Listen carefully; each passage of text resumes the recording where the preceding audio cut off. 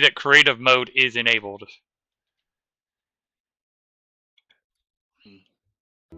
Yeah.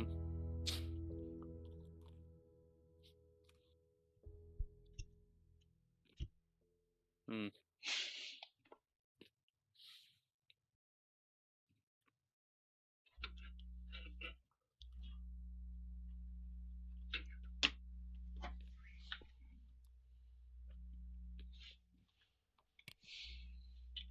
Cognition critical. Cognition critical.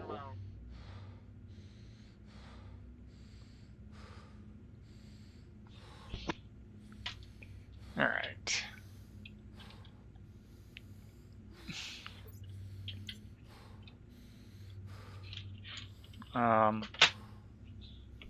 Did I unplug the keyboard by accident earlier? My keyboard's not working, and I'm wondering if it's got a green light.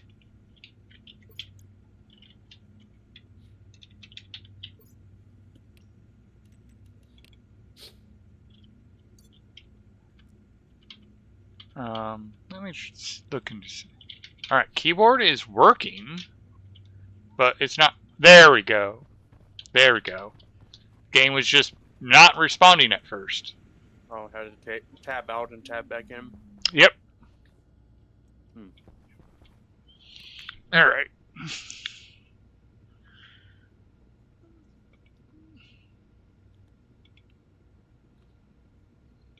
Isn't as bad as what Thomas did to mine. Alright.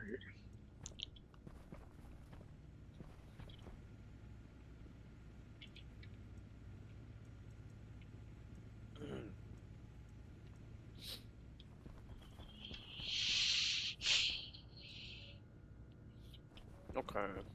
What was I doing? Oh man, I'm still not looking forward to it. I gotta make Hazel and Asteroid.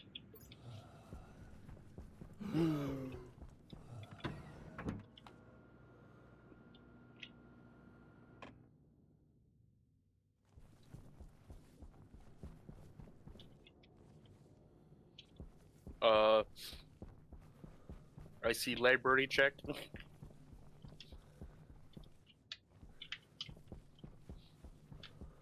I'm coming back to look at a laptop, and we might be having a power problem. Go check the batteries, because the big batteries are almost completely empty.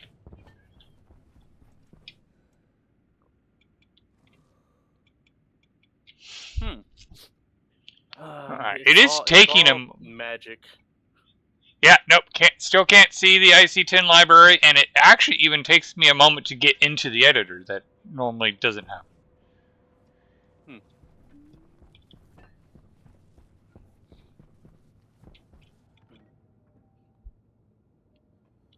Damn. Damn.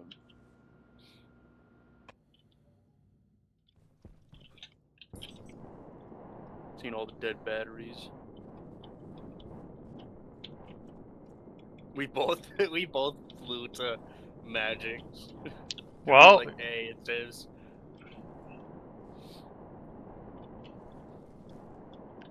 Guess it has batteries inside? I don't remember. I just see that our main battery, which is a small battery, is incredibly low. What the hell? How are you low? Oh, because someone left the dish on, that's why. But still, you should have been able to charge up. Oh, could it have been like the dish was sapping power? Possibly. Doesn't it take a lot of Yep. power for that thing? And I see someone did get the seeds. At least the basic seeds.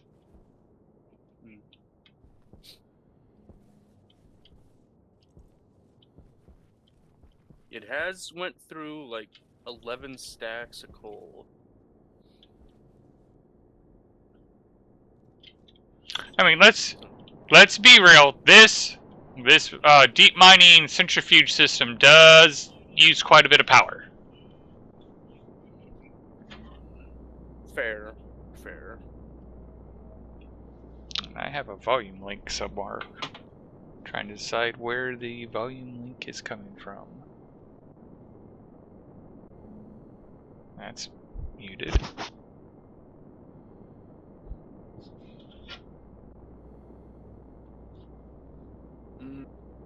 That's muted. Let's see. I gotta find which cardboard box has my stuff. There's my cards or cartridges. Okay. Network. Should say like total amount of power being used.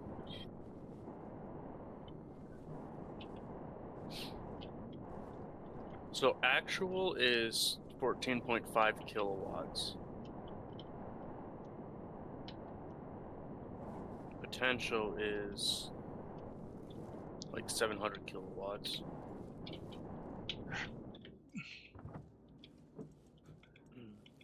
How much?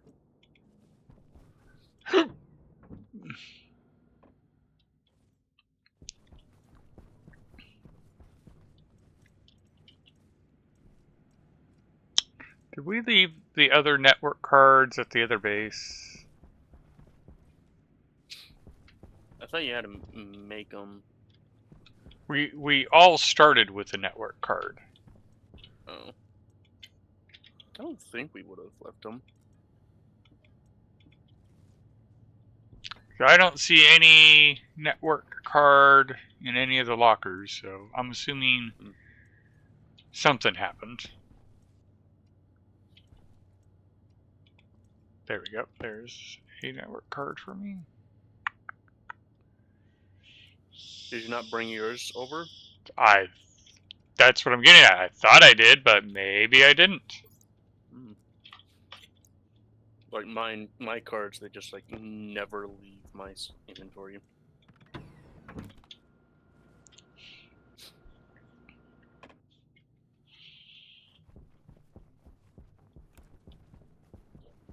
Alright.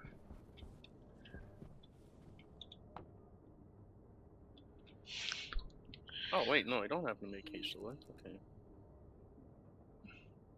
Alright, so power is going... No, that's going down. That means power is being drawn out of the battery faster than it's going in.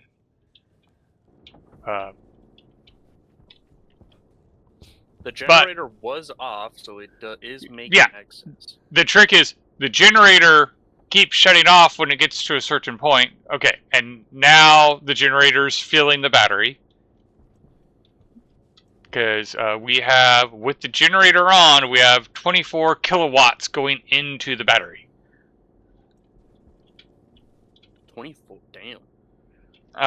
And we are using 15 kilowatts. Mm-hmm.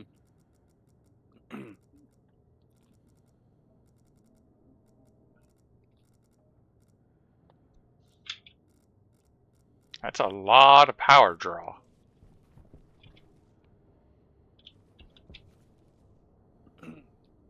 No, isn't it like 1.5 kilowatts for the deep miners themselves? Because I have 3. I'm working towards those things. Okay, so that's a visual bug. That should actually be full power. And I have to remember that I'm going to see visual bugs. You did the configuration cartridge? I have the network analyzer, but the trick is I'm looking at the colors of the batteries and I don't see the proper colors. Because I looked at the battery by the network. The large battery is full. It should be blue. But it's green. But that's because I'm not the host. You are. So you're right there, okay. Yeah, check out the large battery. 4 lights, a green. Yeah, but it's fully charged. Because right now, there's no power being drawn from it either.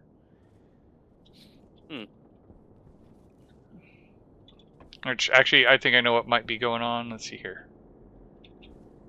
Can I do it? Nope. There we go. Not That's what was going on. Now I gotta turn this battery back on.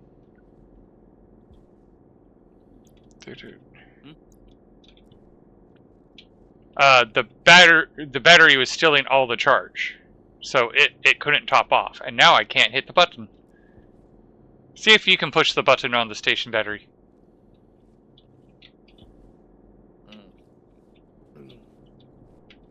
It's right. Yeah, there you go.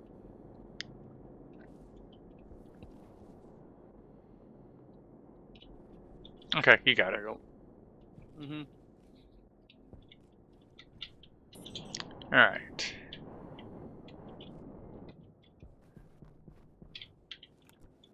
So, with all the deep miners coming over here, I see 2.75 kilowatts being pulled on this network. Network 2224.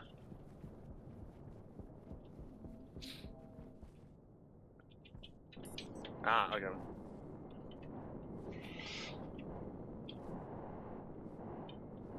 He's got quite a few centrifuges. That's 60.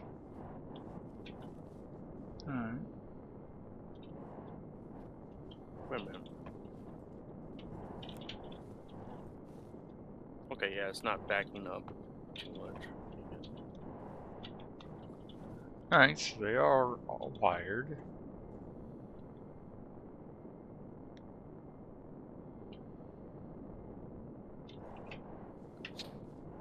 Okay, so Oh, I see. I found the problem that I got my attention. oh, Burnt out cable. Because somewhere we have heavy cable mixed with super heavy cable. So that's super heavy, and that's heavy. why would that be an issue? Because It's just going straight into the battery. yeah, what happened was Magic upgraded the power systems beyond a heavy cable, but didn't realize not all of it was super heavy. The wind turbines. So that resulted in the system popping at its weakest link. So it popped during the storm. Okay. And that's why the battery wasn't charging, which is what grabbed my attention in the first place. Mm-hmm. To be honest, we really need to have a lot more batteries. Yes. Which is probably what I'll be working on today. Because you and I, when we originally talked about it, that entire room is supposed to get filled with large station batteries.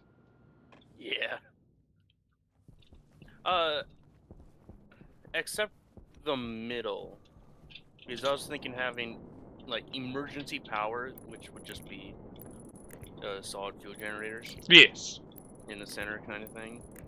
Or even in the back. That was the only difference. Why did I put one more wall this way? There we go.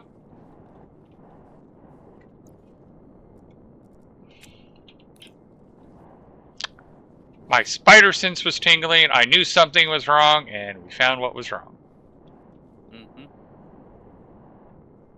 I still just... Part of me wants to play with this gas, but I don't know what Magic was doing with this system, so...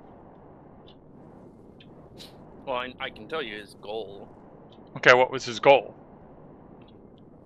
He wanted to make it strong enough to cool everything. Like, to cool his base and our base. And have ours be, or like, have it like near 0 Kelvin, or as close as he can get it. And then, Yeah, but I don't... That... He... It's him. How do I... He doesn't understand how air conditioning works. He sees the absolute temperature, and that's kind of his problem. Is he just sees, oh, 0 Kelvin. That's not how AC systems work. It's not based on an absolute temperature. It's based on thermal load and how much kilojoules it can move at any one time. You should have seen it. It was hilarious when he was setting it up. Because like this is why I can design systems like over here where it's a simple setup and I can get liquid nitrogen, and he builds massive systems that use a ton of power and it doesn't even achieve the results he wants. He doesn't understand the math and how it actually works. So what was hilarious when he was setting this up, he was talking about how the condensation and evaporation chambers don't work because he didn't, or like he only had the heat exchanger and the pipes connecting these two. He did not even have a place for the temperature to go or be pulled from. Yeah. For the waste. Because like he has all these fancy gases. You know, he has in this one. Oh, let me change the cartridges so I can actually see. He has ozone in this one.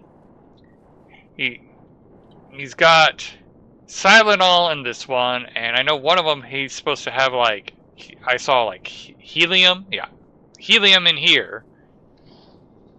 And in his mind, well, I just have to get the helium really cold and then we can cool everything.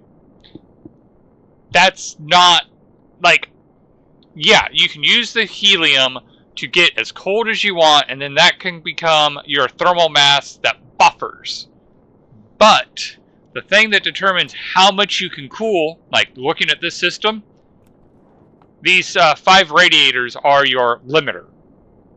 You can have a perfectly designed gas system with all the evaporation chambers and condensator and the perfect gas mixes and everything. Your limiter is right here. It's your radiators. And he even has he doesn't even have the right gases in the radiators. Because he has helium in the radiators.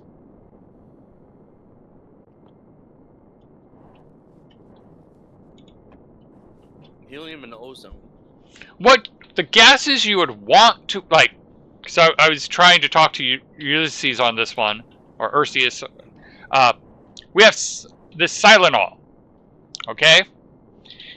And let's pull up the gases so I can actually talk about it properly. Like someone joined your server. The Silanol, the Silanol, or however you pronounce it, it can be liquid. You know, the bottom temperature range is 100, and I'm going to use Celsius. I said use Celsius. Oh, that's what happened. Negative 102, which is freaking beautiful, by the way.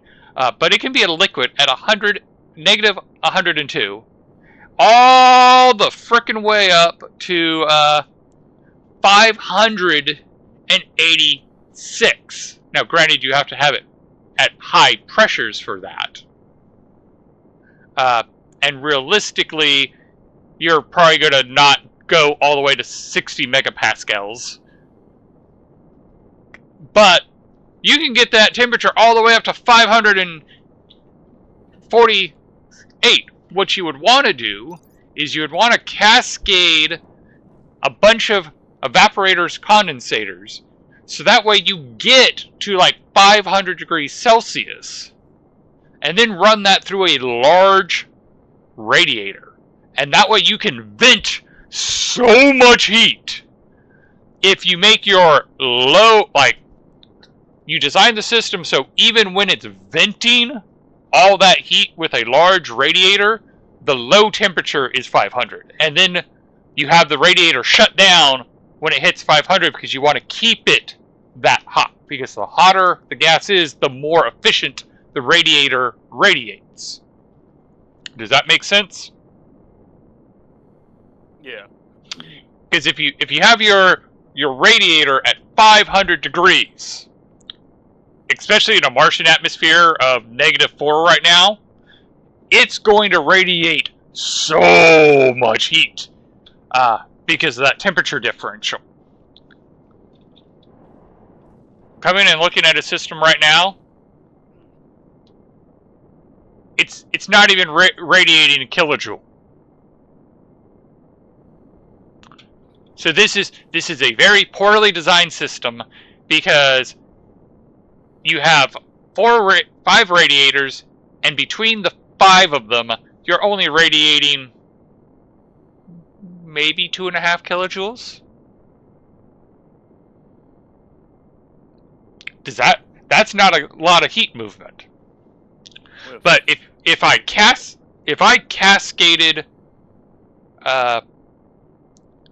systems and kept pushing the temperature of the waste gas higher and higher and higher, the higher I can get that temperature before I radiate it, the more heat I can vent to the environment. And in the end of the day, that is what you really want, is to be able to throw heat back into the environment. Now, over here on the liquid nitrogen, we don't need a maximum, we don't need to move that many kilojoules. And that's why this system works the way it does. In fact, you can come over and look at the system to see how much total heat it throws away. It throws away about 30 joules per radiator, so we're throwing away 60 joules. And it is enough that this pipe network has gotten down to -32. So cold. The AC isn't even doing anything at this point. Mm-hmm. But we got it to the temperature. We don't need to put a load on it. We just need it that cold. Once we throw somebody in there, we're going to tax the system because we're putting a thermal load onto the system. But we don't need it to last that long. We just need it long enough to resurrect the person. So this system is about hitting a target temperature, not a thermal load. To cool the base, the math is different. We don't care if we get to 20 Kelvin. It's a nice, I'm gonna be, I was even talking to Ulysses on this one. Yeah, I would love to be able to get a nice 4 Kelvin temperature, but that's just because I got to 4 Kelvin. But once you put the system under load, it doesn't matter if your system's got to 4 Kelvin. Can it maintain 4 Kelvin is the question. And this system would not be able to maintain much. This system can only maintain a difference of 2.5 kilowatts. Am I making any sense?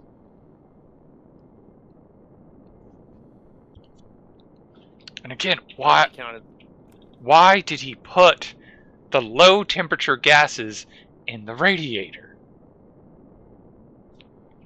It just doesn't make any sense to me. Okay, I have to say it. I did the math a little bit wrong because I'm looking at it now. Okay, 1 kilowatt.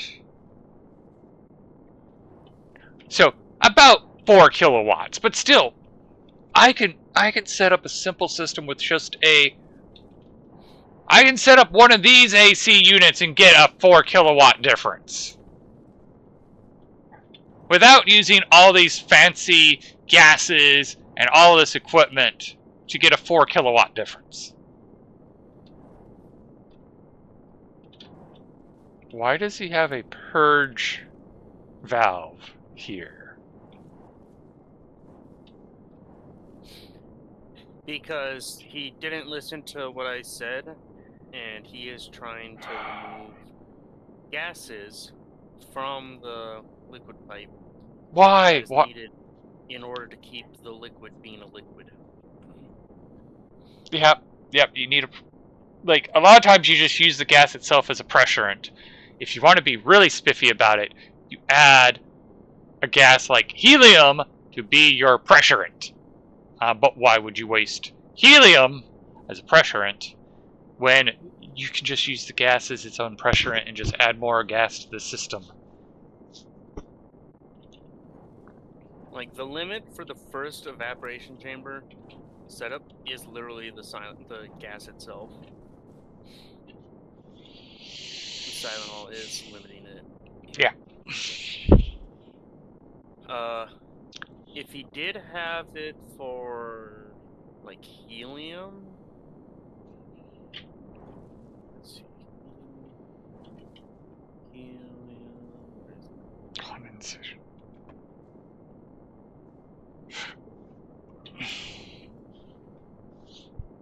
I can't see.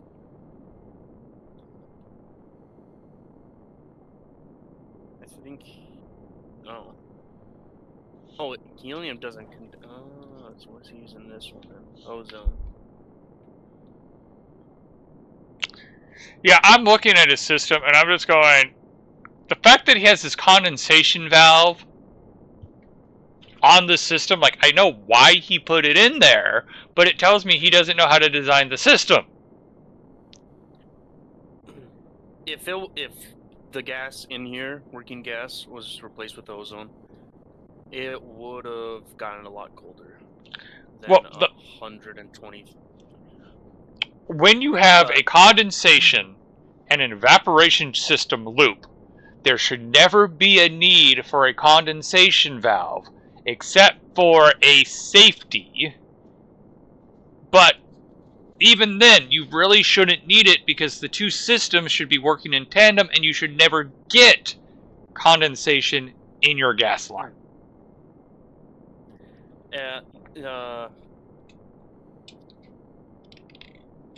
Because your condensation chamber should be sucking every ounce of gas out of that gas line to condense it. So again, the only reason you have a condensation valve is a safeguard against a power failure. But if you have a power failure, you're not going to be getting evaporate. It's not going to work. So you're not. Yeah.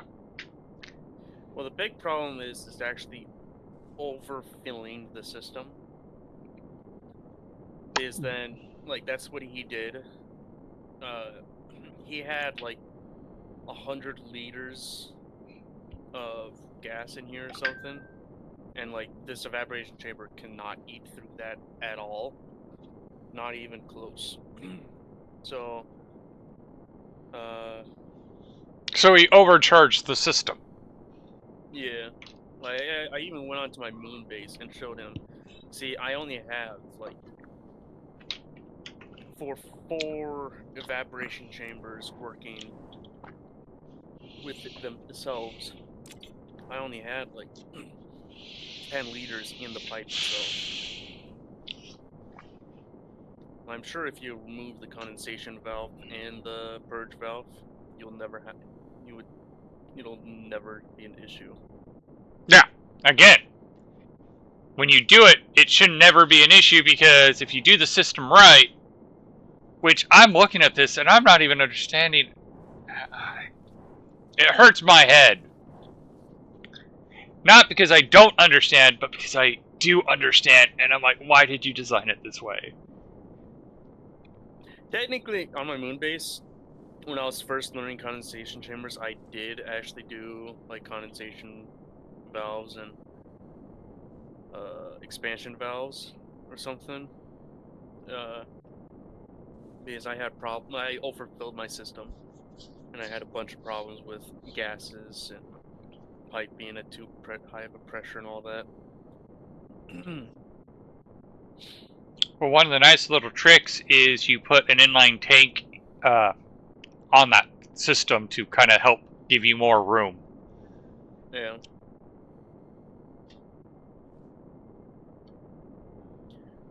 So before I actually changed some of the settings on his chambers, the lowest it was going was like 120, negative 120 Celsius. Now it's already at 120, negative 124.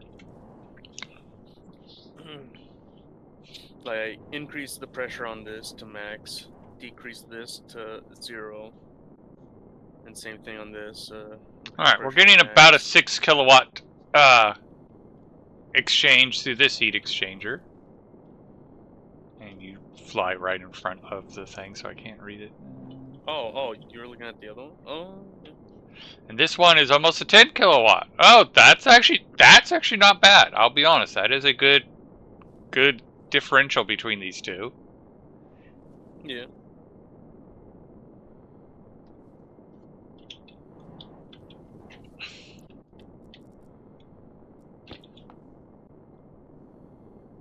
Six, 12. No, I think the problem is that he doesn't have enough gas in this system. Not enough ozone. He's like the evaporation chamber, not even full with liquid.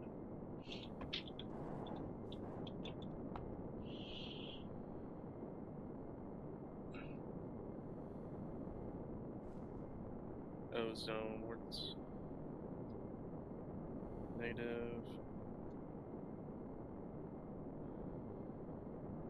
Like 14.8. Alright, let's see here. Yeah, this temperature's changed now.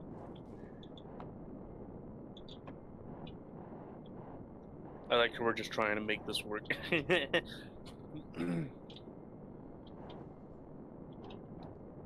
So 196. Alright, so he has this heat exchanger that is taking the heat from the nitrogen and putting it into... Okay, and that's a buffer tank. Because it is directly connected to this network, so that's a buffer tank. Do you have a pump?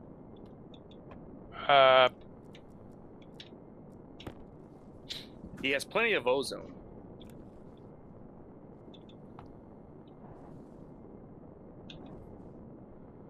It's just stuck in a gas tank. See. And this is... I'm going to hurt my head and just actually try to make sense of his system.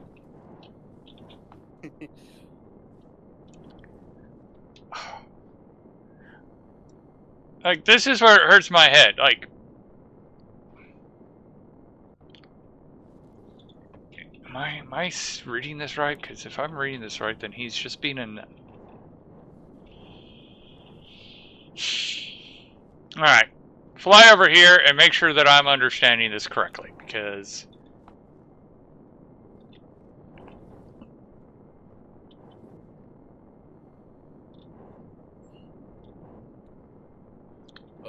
Way over there, okay. Alright. 881. Which one are you looking at? Smell it. 881. Okay. So, he has this nitrogen tower, and he's got these radiators. You know the problem with what these radiators are doing? They're not venting heat. It's warming it up. And I wanted you to confirm that, because again, it hurts my head, but why are these here? These are actually heating up the cooling gas that he has. Yeah.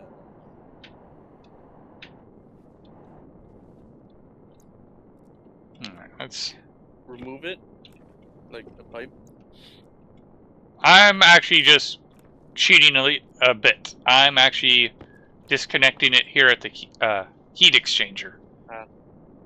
I left a little bit so we can still monitor the nitrogen temperature of that little itty bitty piece. Because it is at negative 114. So it's the same temperature as the helium now, which is what I expected it to be. Okay. Following the pipe just to make sure I know what I'm talking about. Okay. And this system is at...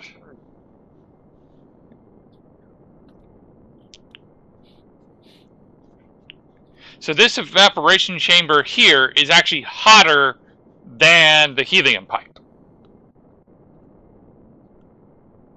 Ooh.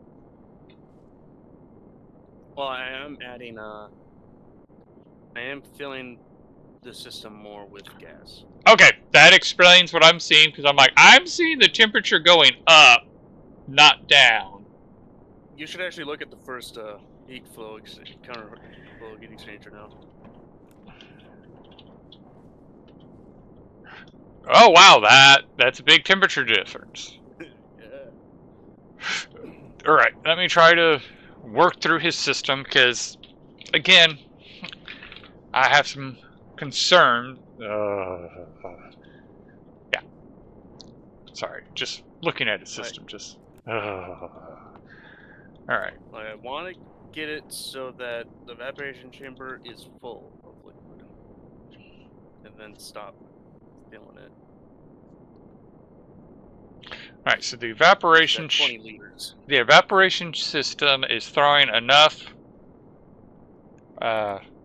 what's the word? Ozone into the pipe that it's actually getting up to like 2 megapascals and is condensating in the pipe. Wait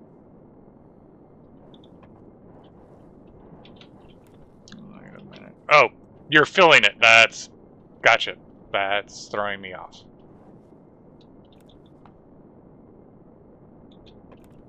I'm going to shut off the pump just for a moment for me to make sure I'm following all this right. And the temperature is dropping, which is what we expect. Okay, so... And the pressure is dropping as well. Okay. It goes into here. That's a fill point.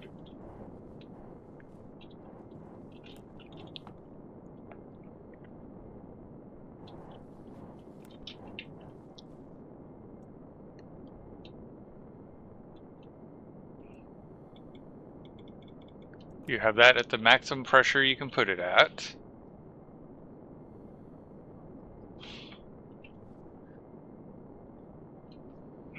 It is nearly full.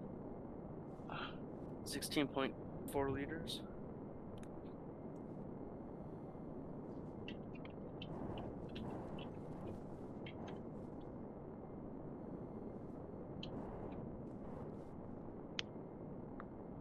Where'd you get 16.4?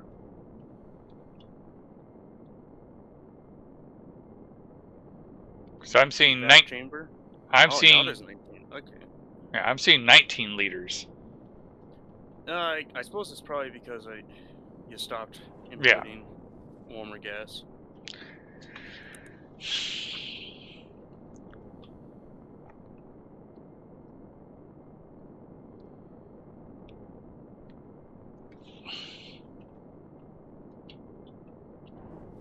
Alright. So the condensation chamber is shedding heat into this pipe, which is hotter, which is like to be expected, but it's a problem. Helium's coming into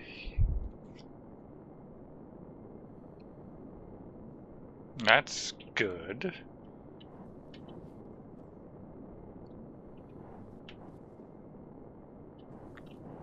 This is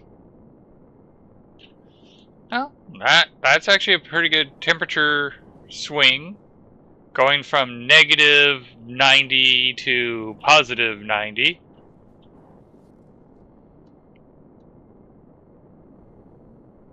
Pipe network 60. And I'm assuming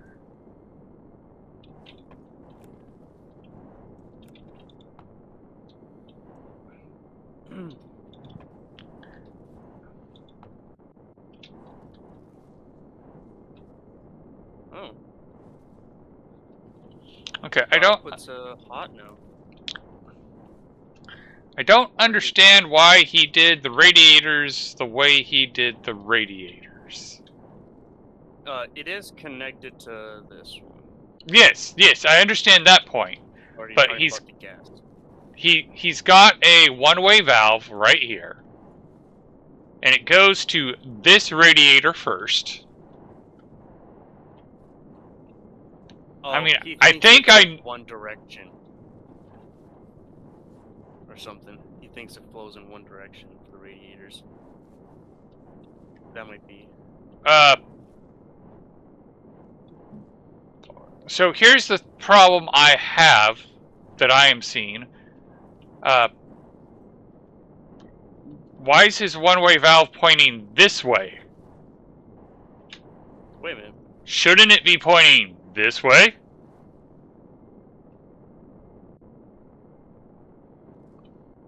Well, he thinks that the one-way. I think what he thinks is that the one-way valve will make the gas flow this way. If that is true, he should have a second one-way valve right here. Yeah. That one-way valve isn't really needed at all. But also, is it a problem that the radiators are this close? They're not going to work as efficiently being that close. Shouldn't it be like one in each frame space?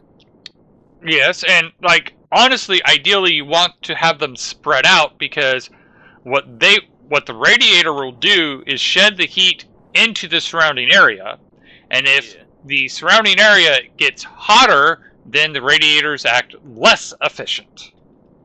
And in fact, you can even see that in this one is shedding off like 1.3, and these others are not doing as well.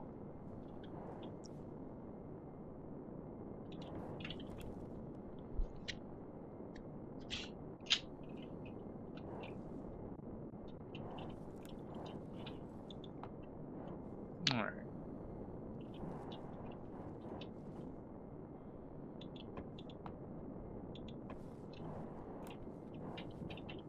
Oh. Wait a minute. No wrench. Do you have a pipe? Like insulated pipe or no? I suppose we can remove it from the tower. I just threw a stack down there. See.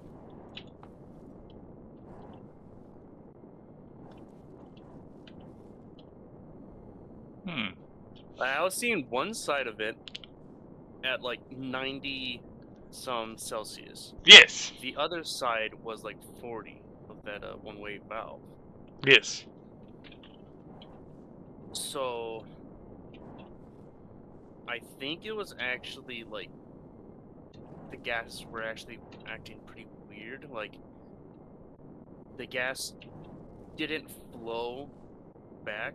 Yeah, that's what I'm going is, I think he meant for it to flow this way, but in fact, based on what I've seen, the gas was actually flowing the other way. Well, I think it was kind of more like...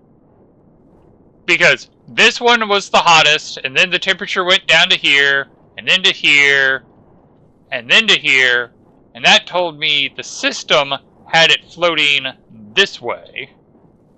But he had designed it to flow this way, and it just wasn't working. And again, he should have had two one-way valves if he really wished to force the flow. Well, a pump would be even better. Oh, I don't disagree. Yeah. Because the higher the pressure, the more gas, the more molecules you have in the radiators, and the more efficiently the radiators run. Yeah. Like, what I think was actually happening was like, gas, like it flowed freely, but then, like with this gas itself, like that's over here, it had like resistance to move the temperature back through the pipe system network. Mm-hmm. because of these radiators being like intermittent kind of thing. So Well, just by doing what wasn't- just the tweaks you have been making has already doubled the efficiency of the system. oh yeah. Because remember how I was even going, this one should be a lot hotter than it is. And now you actually have it where it's like, it was up to like 100 degrees at one point. Mm-hmm.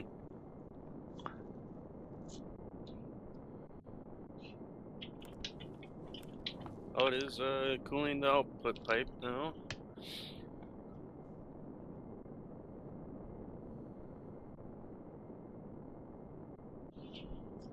How is this? Still not full. But I think it's more of a. No. Well, this condensation chamber is definitely running at full tilt. Yeah.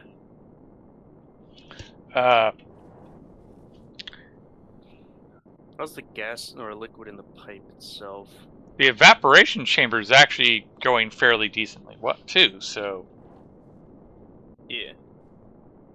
how's it looking in the liquid system? So yeah, we can continue to charge. Yeah, I think it should have like.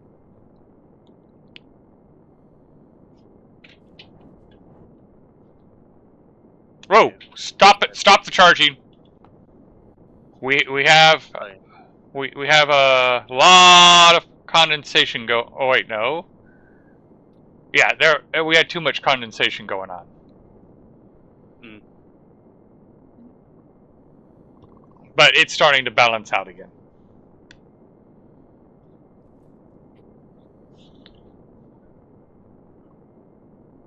All right.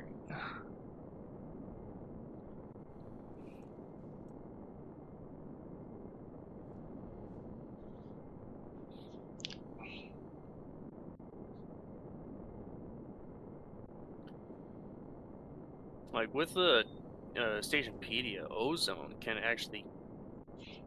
It'll work up all the way till like 30 Celsius.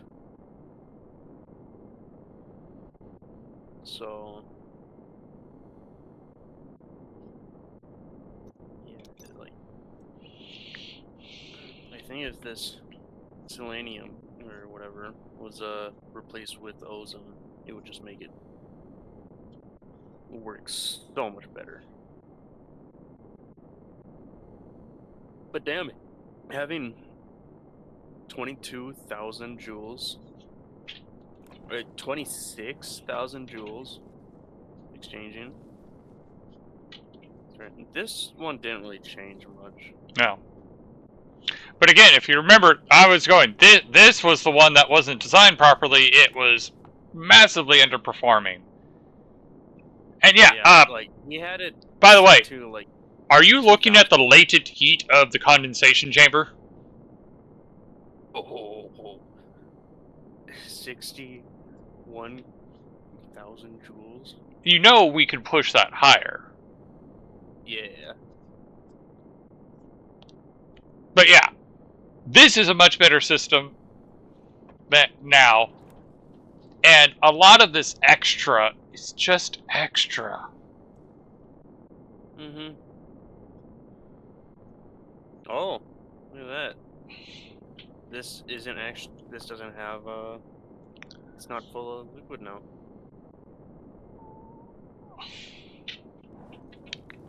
Which one's not full of liquid? This evaporation chamber. I'm seeing. Nope. Now it just got. I seen like 16 liters. Yeah, I'm seeing 18 right now. Yeah. And the temperature's a nice negative 93 point something. Yeah. Which is colder than this condensation chamber. It is like 160-degree difference.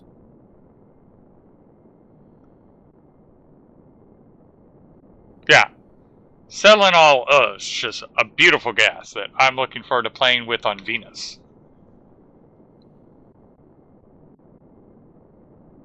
Because it actually makes phase change on Venus kind of a joke.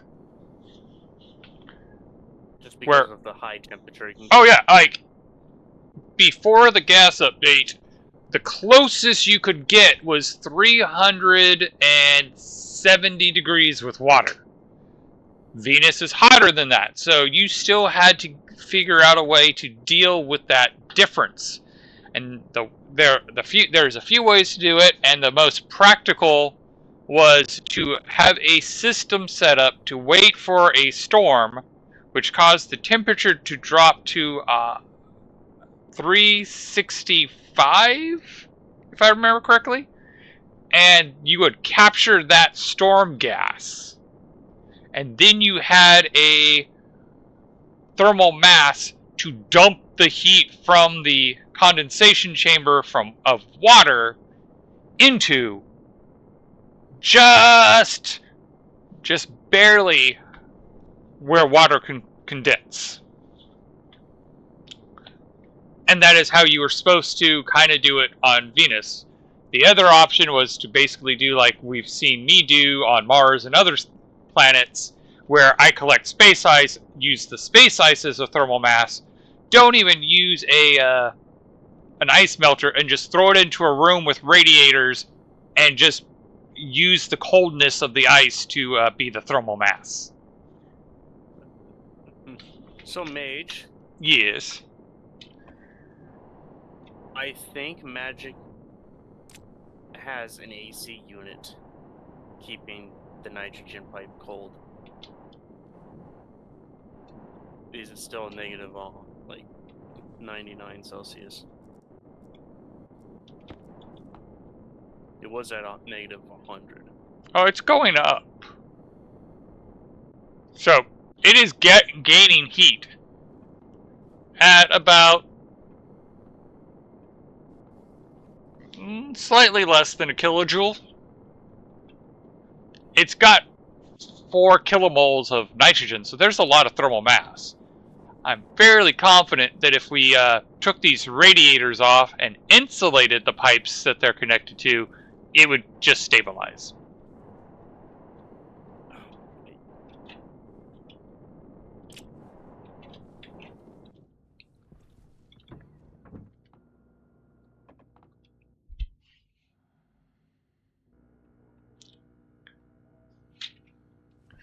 Alright.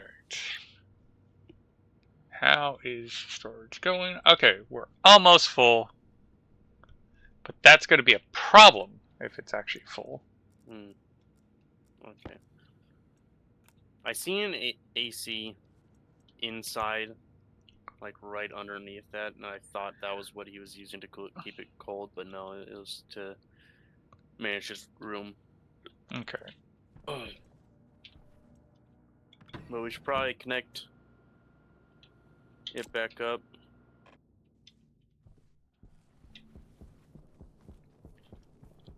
Why do you say that? I mean, if he is using it for cooling, it does have proper radiators to keep things going.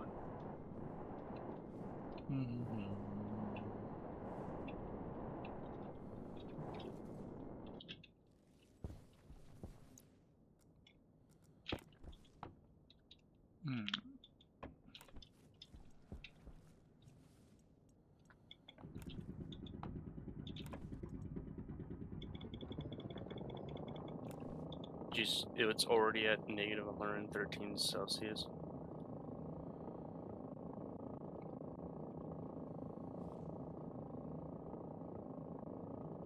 Oh, great. I need to go get more methane. Because I've already burned through all the methane in the... Oh, your rocket again? Yeah, well, new rocket. Yeah, the beast of a rocket.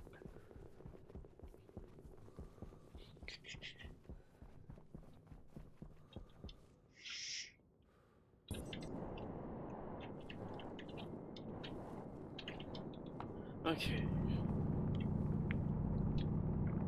So there's this. Because right now we only have one rocket pad, and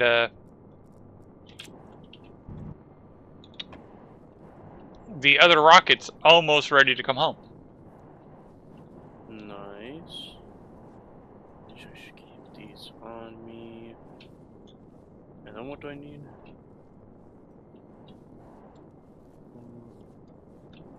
Astraloy. Cobalt and copper. Okay, so what's the copper?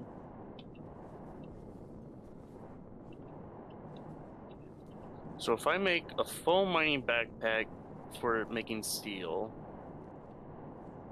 and then half mining backpack of copper and half of cobalt, that should make a full batch of astraloy. Yeah. I just need to print another mining backpack.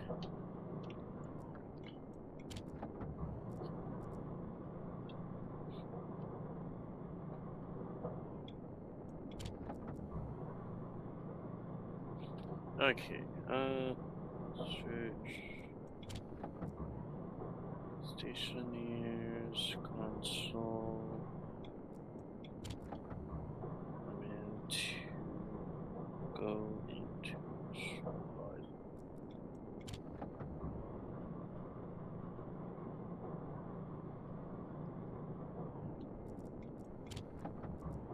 F3. I'm so glad the ice crusher doesn't have a maximum pressure. It doesn't? I mean, it sort of does. Once it hits like 200 megapascals, it won't process any until it It's set to normal empties. now. Was that? It's difficulty set to normal. Okay.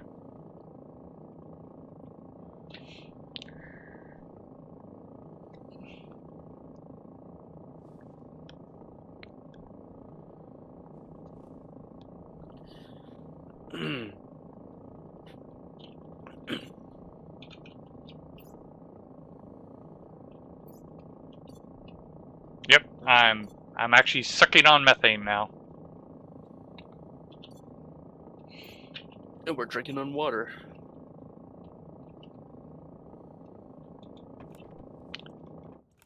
Alright, so we'll let that fill up. And we'll start topping this one up. We want 10 kilomoles.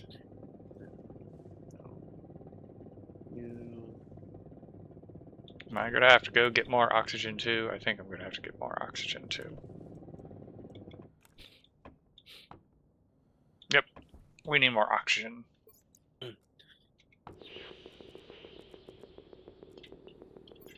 Stationeers console command to change or yield. I don't think there is a console command. I think you have to go into the settings and actually edit the file.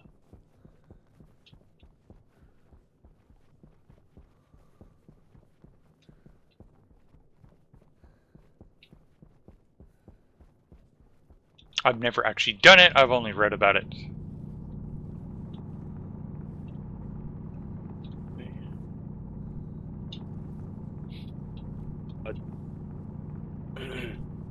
Did it actually change it already? Yes. Oh yeah, it did. Okay. So there is a console command for it?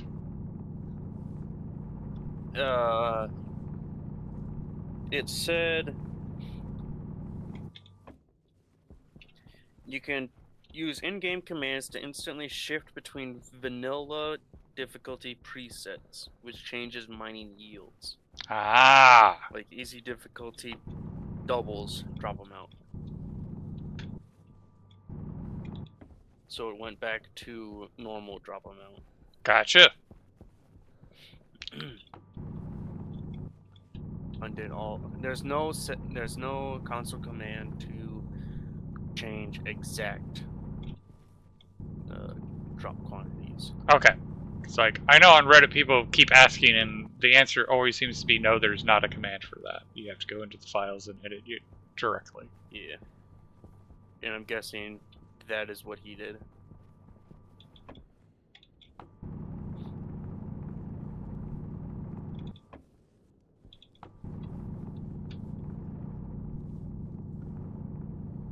Because I'm getting like 2 or 3 coal from a node. It would have been like 25 or 30. And that's definitely not double. Oh, there's oxygen right here if you needed it. Oh, I gathered quite a bit. Before I changed it, probably. Nope. Do you have the heavy drill? Yes. Okay. And I painted it blue.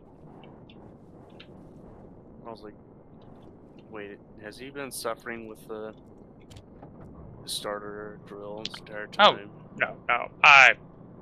I would not suffer the starter drill. For this long? Yeah, for this long.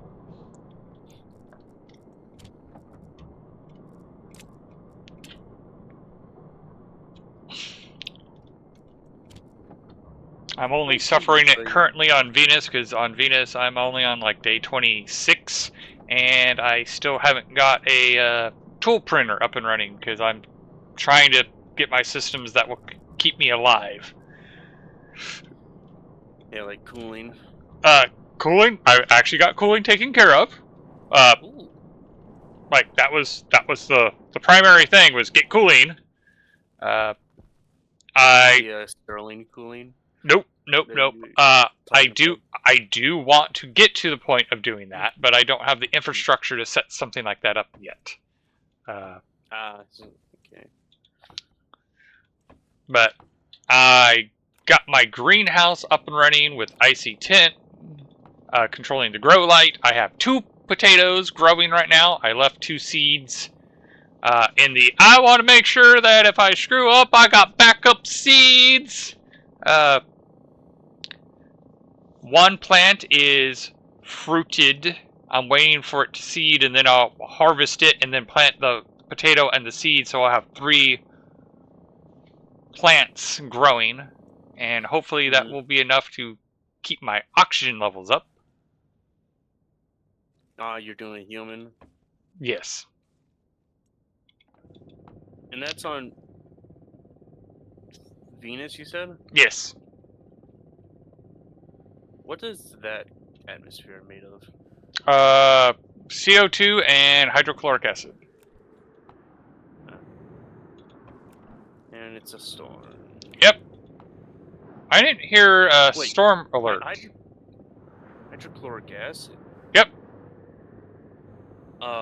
Check your gas lists. Shouldn't that just destroy your suits then? In reality, yes, but in game, no.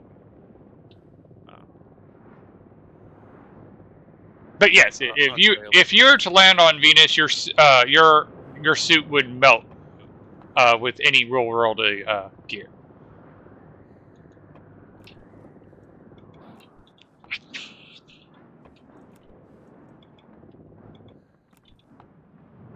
Wait, is Venus the one that there was a bunch of pods or whatever sent to it to try and see what the surface is like? Yes. Ah, okay. And like the longest one lasted like 8 hours.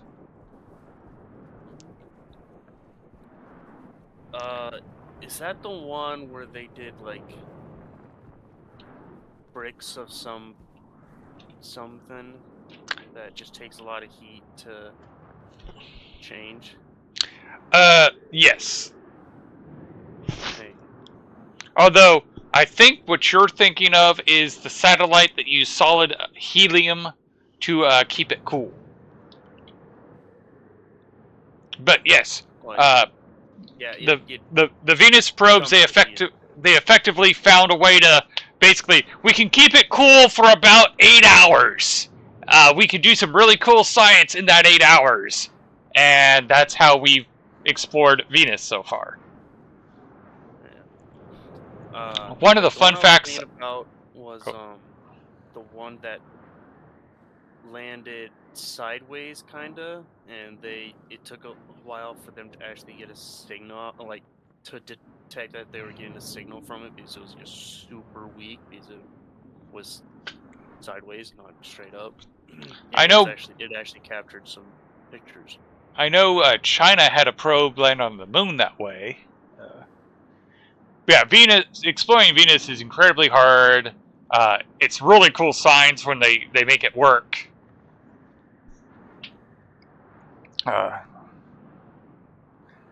I'm a big proponent of we should try to terraform Venus and make colonies on Venus, because at 52 miles above the surface, it's actually quite habitable. But What? Just have floating cities? yeah, I mean, straight out of Star Wars: A New Hope, Cloud Cities, where you have a floating city that has a thing that extends down into the surface that sucks up the gas, and you process the gas and go from there.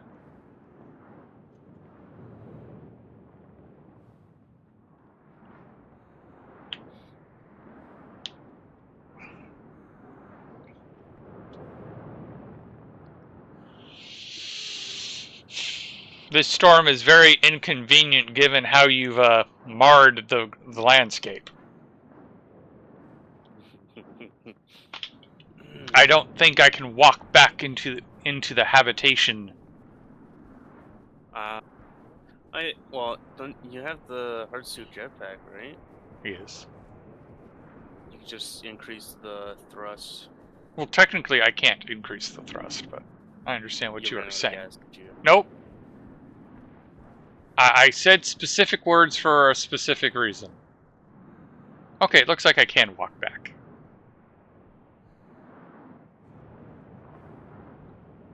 Is like I could pretty much almost cancel out the effects of the storm pushing you with max thrust.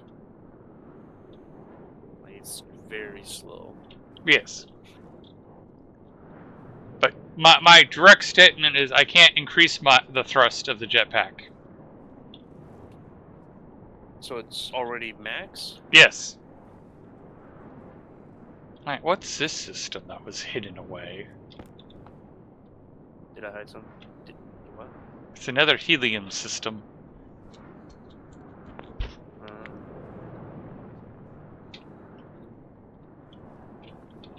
little bit more iron. Okay. So the only ore I That need goes is into the base.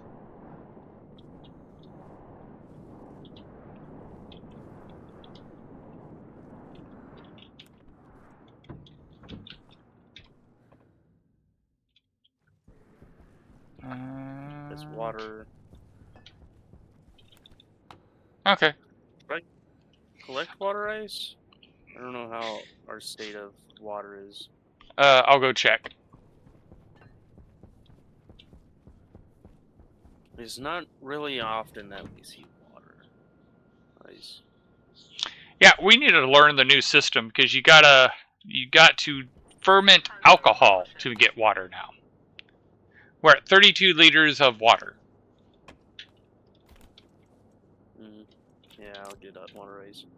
Well, you don't exactly need to get alcohol to make water. Like, just burning any kind of fuel gets you water.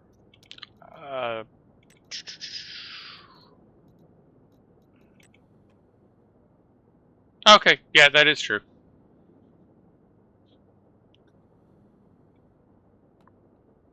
I heard a lot of people saying that alcohol was the way you had to go, and it's like, no, you can actually still do the standard loops.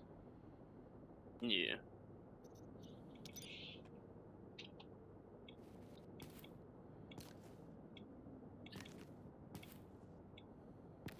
Well, I'm sure fermenting is like the highest yield kind of way for water out of plants.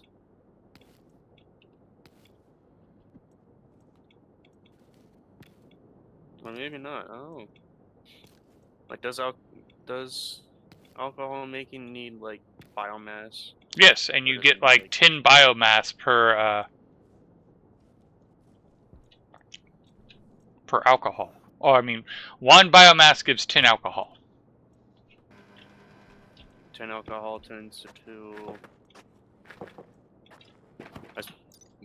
Do you burn the alcohol in order to get the water out of it? Yes, and depending on what you burn it with Fuel, determines. yeah, If you oxide. burn it with oxygen, you get 2 molecules of water, or 4 molecules of carbon dioxide. If you do it with NOS, you get 4 nitrogen, 2 water. If you do it with ozone, you get 3 water to 1 carbon dioxide.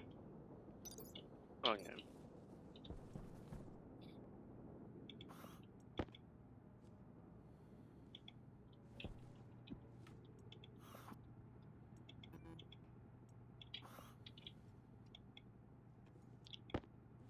Gotta love searching for. How did it give me 8 oil when I put more than 8 into the... it's been acting weird, so I'll just not think about it. Ooh.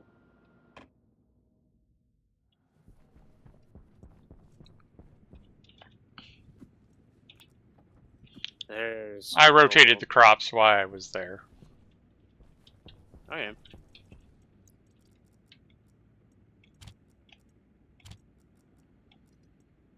Alright. Storm should be over by now. I'm guessing we had getting a bit too much potatoes or oil. I put in 9 things of soy and only got 8 oil out. Oh.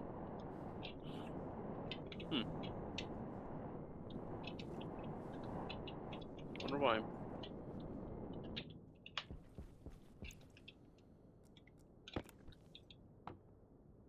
Yeah, I need to go get more volatiles. You should just get like a mining backpack of volatiles, unless that's what you've been doing. Mining belt tier 2 is what I've been filling up.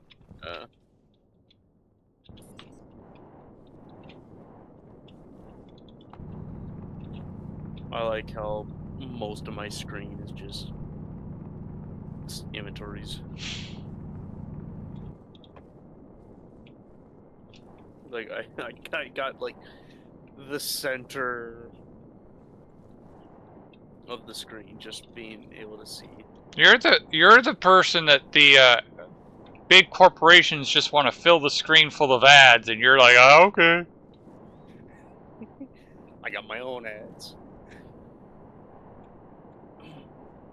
There's a couple.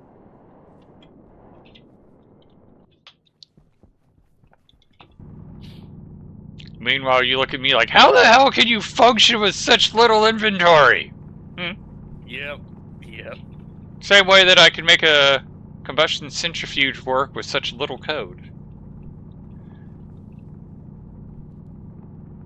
Micromanaging, yeah.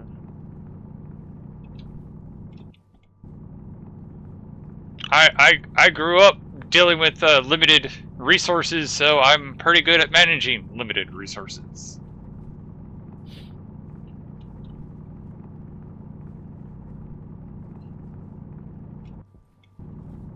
So how many times do you have to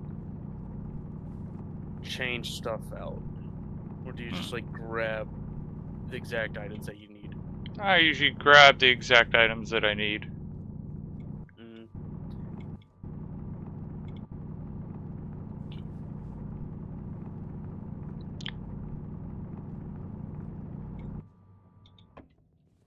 I like holding on to extra. Having extra also means I burn through extra resources, and I try to have minimum impact, as you know.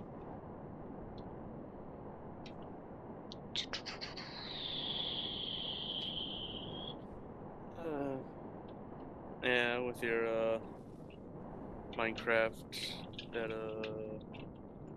this I'm at the bottom of the world. There's some sneaky cobalt. What could it be? I've been So listening much to too cobalt much on it. Dungeon Crawler because you say cobalt, and I know what you mean by cobalt, but I'm thinking about Cobalt. Yeah. Yeah. the creature cobalt. Yeah. Waste tank caution. Oh shit. Your waste tank? Yep. Time to Yeah, toot and scoot. Mine happened exactly when yours did.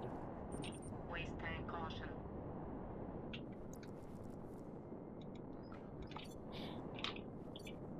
Like, if I didn't know better, I could have. I swear I hear your audio, not mine.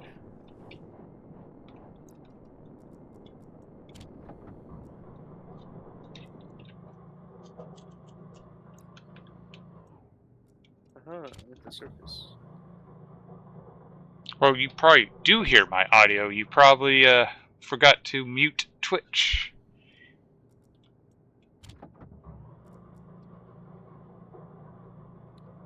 Or Mine did not automatically open your new stream. I was still on your test. okay. Because Firebot is saying you're in my stream, so.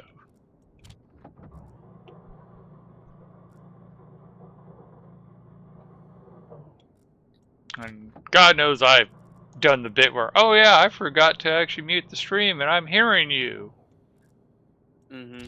Hence why I'm like, I have a sound leak earlier. It's like, I hear our voice through another device.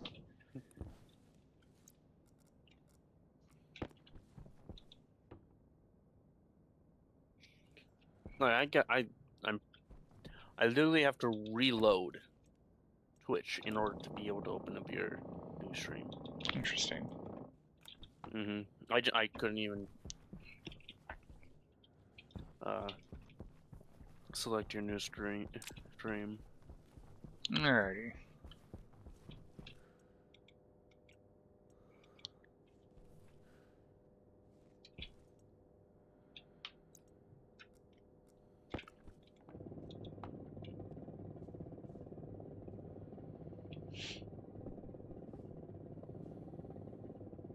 Come on, get where I can just let go of the mouse without the mouse moving anything.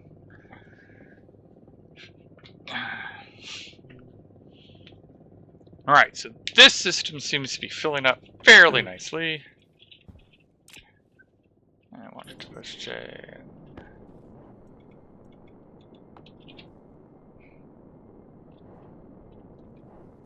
Okay, where are you?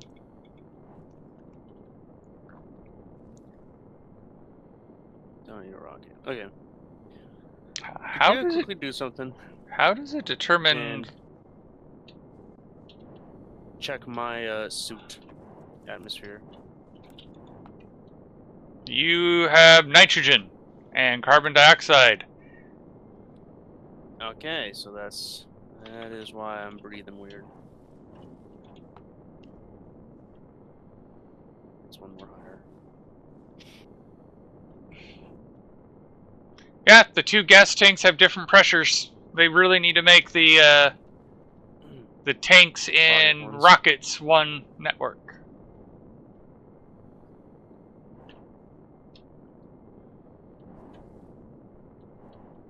So. What the hell? It's even got different ratios. Wait, is it the same ratio? Same ratio, different volumes, different pressures. What was that? How did I get nitrogen and carbon dioxide in my air tank? That is a great question. Nitrogen, I might have an explanation, but carbon dioxide, no, I don't have an explanation. Unless you got a leak. No, nothing that says like was it like high pressure? No. In fact, I'm gonna come see you again. Are you in the base? Yeah, I just put in. stuff. Or the filters. I mean, probably drop this. All right. Okay, you have oxygen in your suit. Right now. Flush your tank. Or flush your helmet. Uh, There you go. You're Helmet. clean. Oh. You might want to replace your NOS filter. Okay, nope, it's good. You're good. I was like, catalytic filter is not dead. It was taking a moment before it ticked. I just saw your NOS ticking up. Okay. Ah, yeah. Temperature critical. So, Oh, yeah. gotta empty the advanced furnace tanks to the infinite storage. Hunger critical. Have you made food lately? No. Okay, I'm going to be making french fries then. Ooh. Yummy. I think going down to like a pressure of like 10 MPa would be okay. Like Yeah. the temperature of the tank itself is 633 degrees Celsius. So it's pretty cold.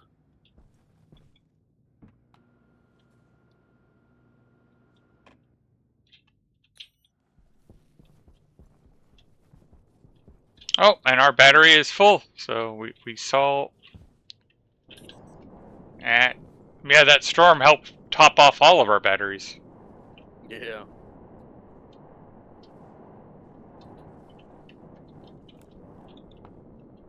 Oh yeah, Timmy is the one that did this infinite storage for the advanced furnace.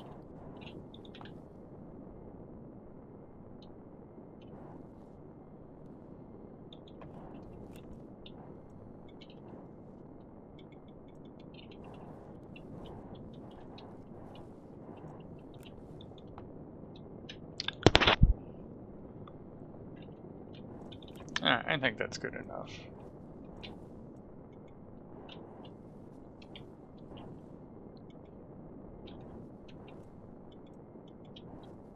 Alright.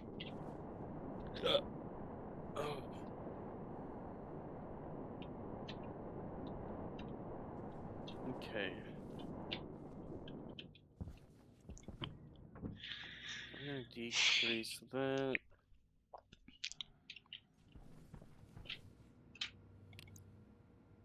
Cyanide oxide. Alright, we're going to shut one battery completely off. We're going to go $14. target location, and we are going to go select that.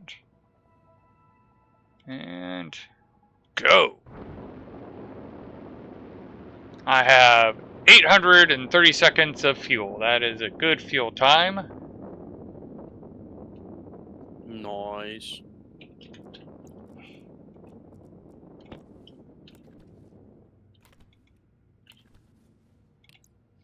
Alright. Storage is full.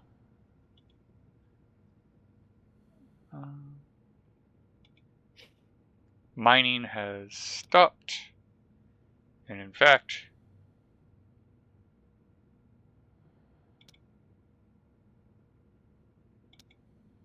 I think that node's probably dead. Let's set destination and go.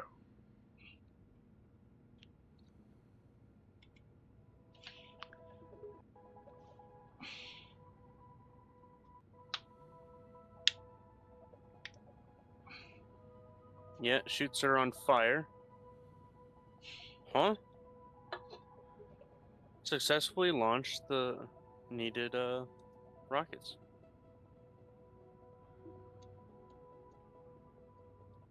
What was that? I got an achievement thanks to that rocket. Okay.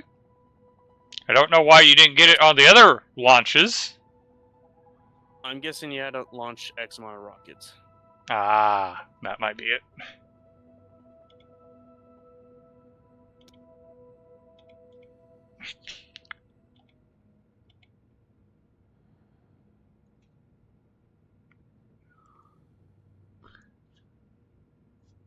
Alright.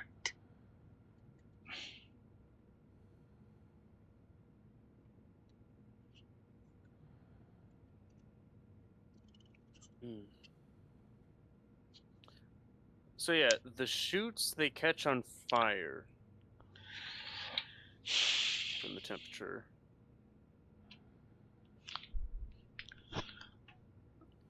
So if you are quick enough, you can save them.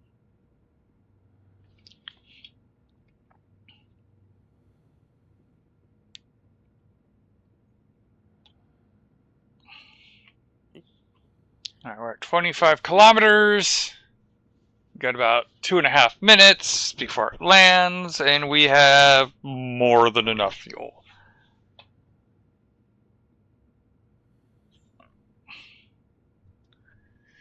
Then why am I nervous? To be honest, most of the time you should be.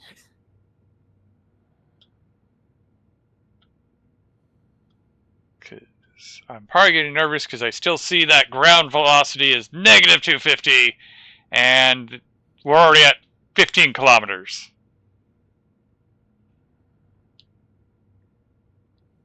But at this point, there's nothing I can do.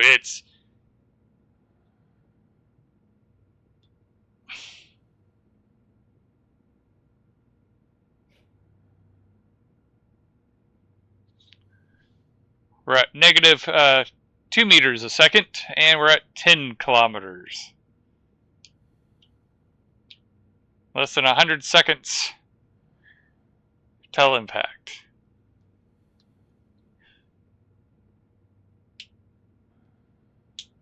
I mean, it is throttled. It looks like it is throttling the rocket, so I think we are. We're less than 5 kilometers, and we're still at 150 kilometers a second, or 150 meters a second. Are you landing it? Yes. Oh. We're at 5 kilometers, and we're at a negative 130 meters a second. 60 seconds for the arrested descent.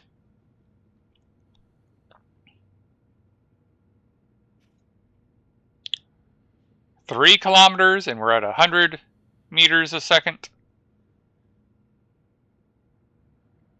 Okay, now the meters per second is changing a lot faster. That is the speed I want to see it descend. Because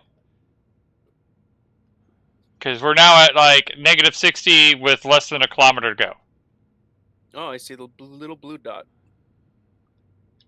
Just the engine. Oh, that still makes me uncomfortable.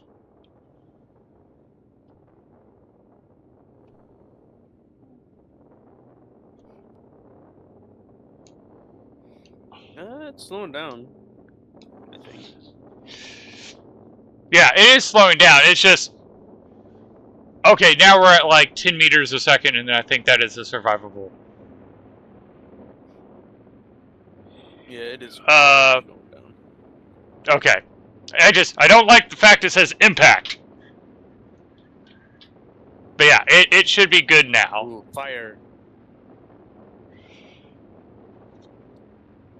Because it should be hovering at this point. And landed. It actually wasn't that hot. So this has fuel ice. Yes, that is carbon dioxide and methane. Nice. Nice. And you are at your location, so let's turn on the rocket scanner and start scanning away. Chart. And that's going to take a while to chart. So. Alright, weren't you planning on experimenting with like multiple drills? Or did you already do that before? We did that. It does work. All right.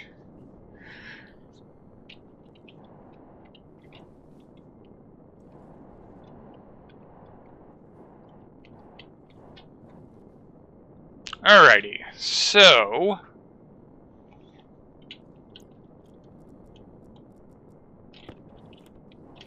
have we made an infinite storage for carbon dioxide? No idea. Well, looks like here's an infinite storage that isn't being used, so. And honestly, if we lose the carbon dioxide, I'm not going to be too upset.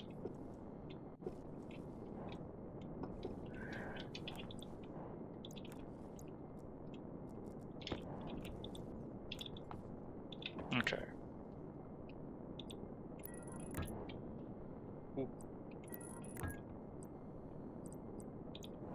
Hey. Astraloy. Always so depressing seeing how little it outputs. Mm-hmm. Especially with tier 1 alloys, you get like, you get a combined mass and you get used to that. Oh, I got a lot of material, and then you get half of what you put in, and it's like, oh. It's a fourth. Yes.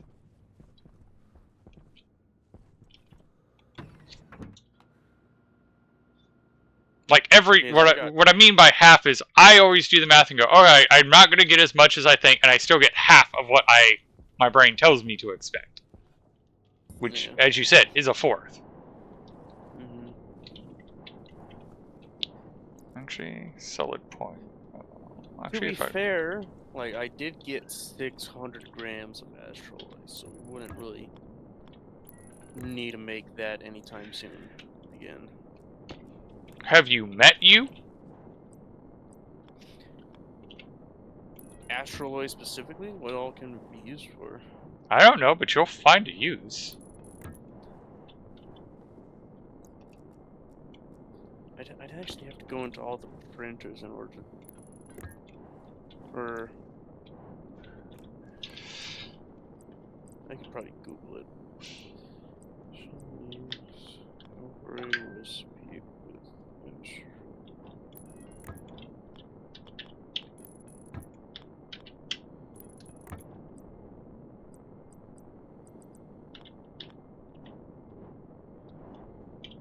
Oh, they need to go up.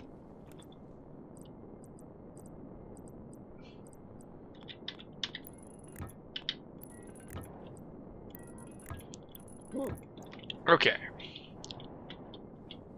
So that should take care Google of... did not even know. Or at least the AI overview. It's like, is required for IC10 vending machines.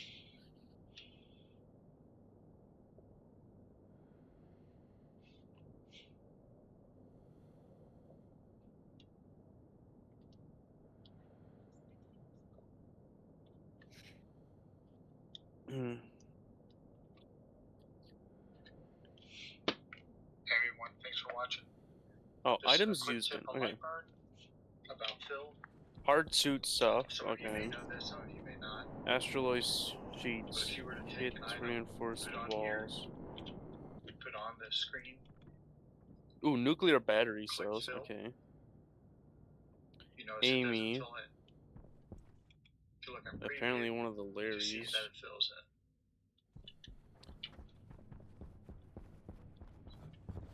And you need 100 for the large satellite dish? Here, just go up to tools. Click filled rendering. Jeez. Okay. And voila, there you go.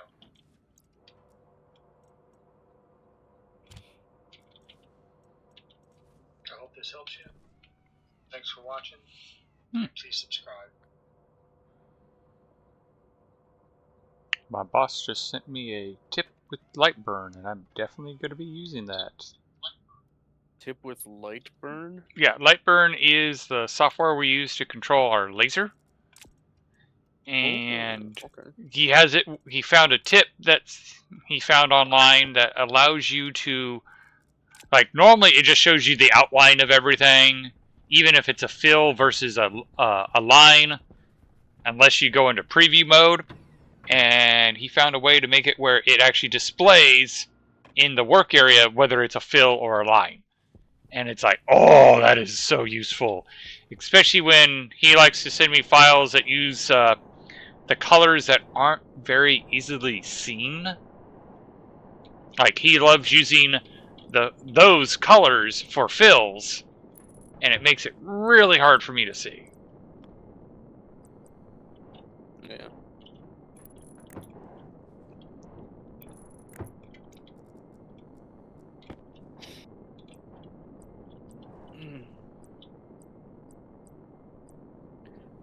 So there's only two things I probably use the astroloy for. It would be nuclear battery cells and hard suit backpacks.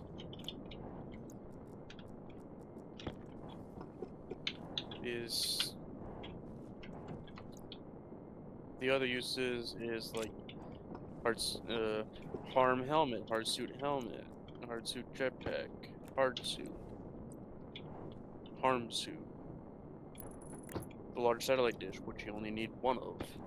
Well, I mean, technically you could build 4, and that way you don't have to completely scan the sky, because you just have one dedicated to each quadrant.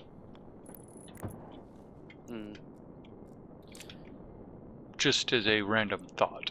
But you notice I've never built multiple large satellite dishes. Yeah, they're a power hog. Actually, how much does it use? Potentially a shit ton.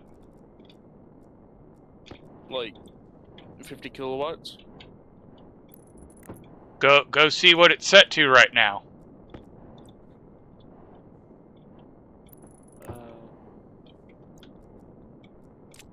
Close helmet.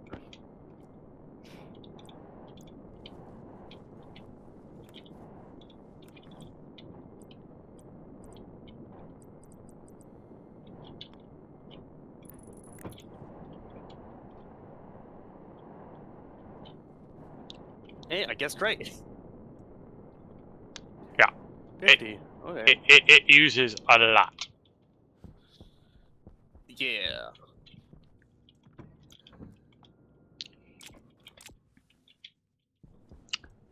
I believe it is the largest power consumption in the game.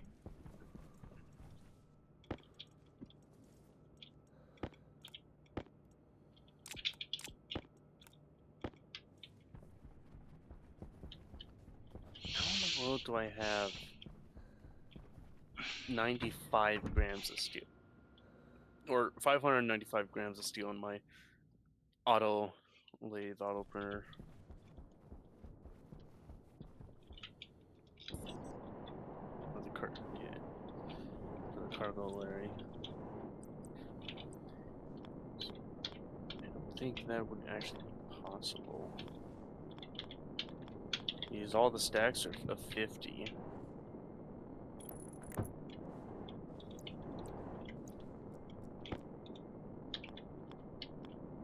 Oh.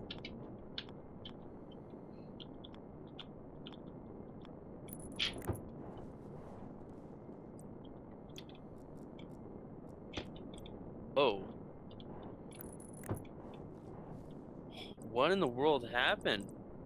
What do you mean? Come back by the cargo Larry printer.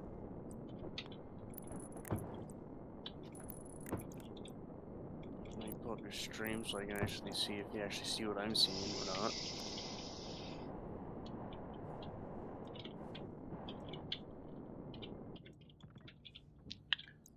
If it's the insulated pipe on the ground, that was me throwing it on the ground. Nope.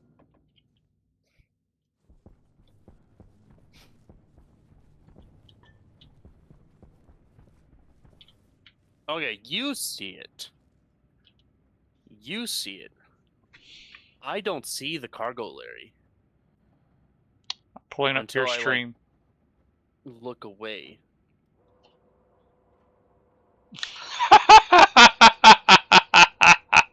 Like I see all the button, all the interaction. You don't even see the dock. Yeah, I don't see the dock, but I can see like. Oh, the that button, is funny. the hand slot.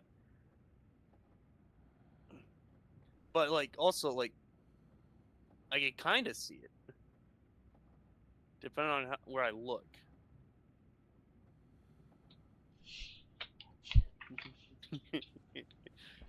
Oh, I haven't heard that in a while. Oh.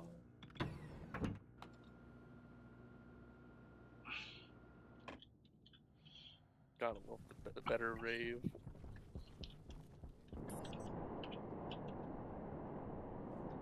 Oh.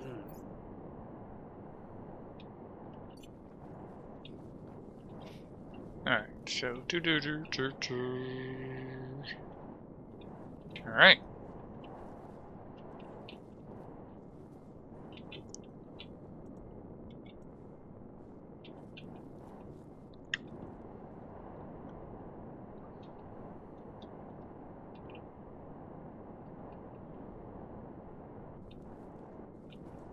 I wonder why I'm getting that visual bug then. At least you can see your IC10 library. Yeah. Well, Alrighty. I need to. if I back up all the way to the opposite wall, I can actually see the Larry dock. Paris. Let's see here. How much fuel do I? I still have quite a bit of fuel, so let's. I am actually going to have to take quite a lot of insulated pipes. Yeah, it doesn't waste a lot of fuel.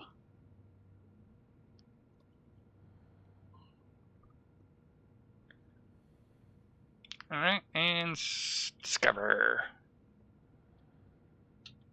Oh, you know what? Never mind. Stop. Idle, because we don't. That's we already know there's cobalt and silicone. We don't really care about those two. Pour iron, dense iron, pour salt. Okay, so we can get liquid sodium chloride. Ooh. Well, thanks to the salt. And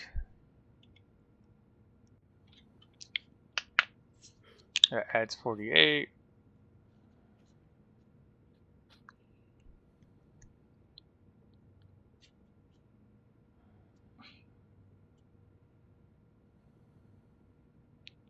Huh, okay. Alright, why that one is flying to its location. Let's change. And we want to go cargo. And we want to open the cargo.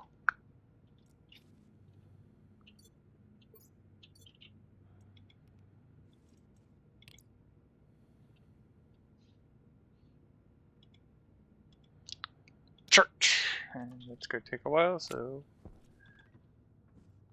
let's go see.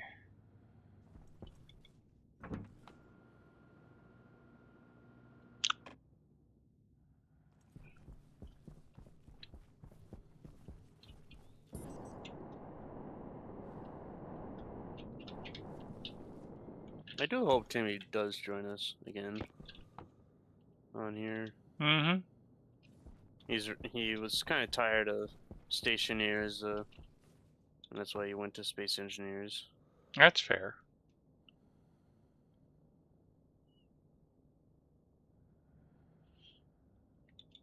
Alright, I'm definitely not going to be too worried about volatiles anytime soon. Oh yeah? Yeah. Already processed all of it? I don't know if we've processed all of it, and I'm actually concerned about the infinite gas storage because I don't know what the maximum limit is supposed to be, but I'm already at 40 megapascals in the pipe coming off of the infinite storage. Mm. And it's still going up.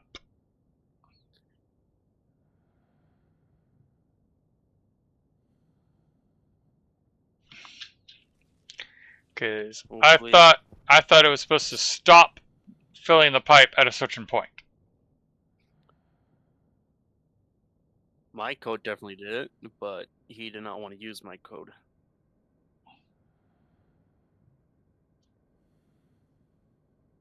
Okay, alright, maybe it okay. He has it set for 45 megapascals. Okay. And now I see the infinite storage going up, but the pipe has stopped. Nice. And woo!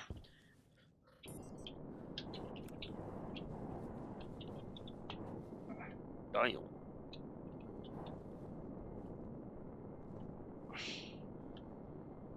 Interesting enough, the pipe for CO2, wait, no, I see it going up now. I'm like, You or thought he is it? didn't?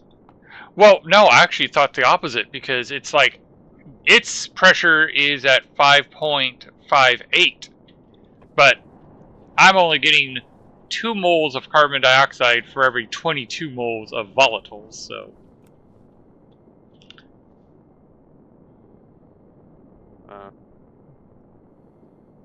Did you finally finish processing all that ice? I think it did.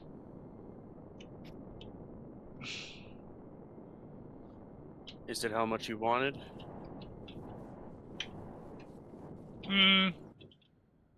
It's not infinite, so no, but it's definitely more than enough to make another trip.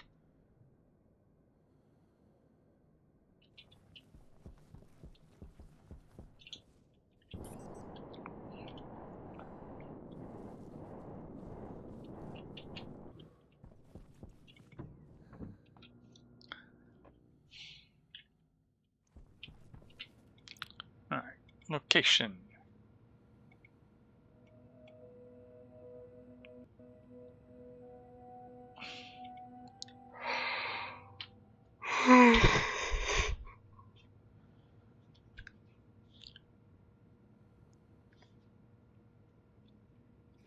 Okay, so the connection is on the back. Okay.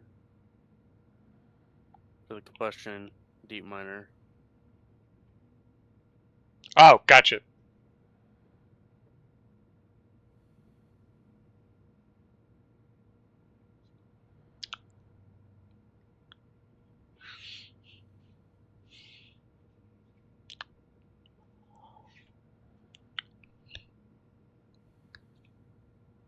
So I guess I need to find a NOS fuel position, so that way we can have NOS fuel combustion centrifuge running. And deep miners. Yes, and deep miners, which is actually what I meant to say, but I messed up.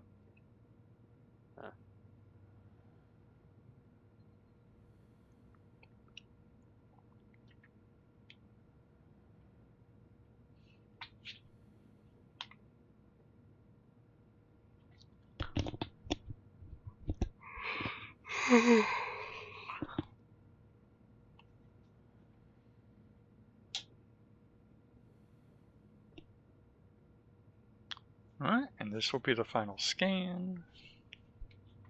Oh.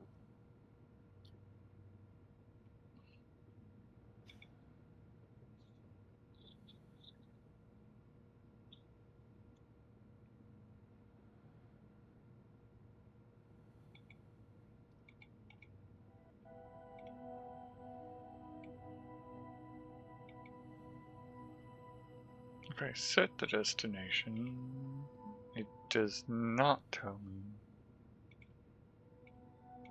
So,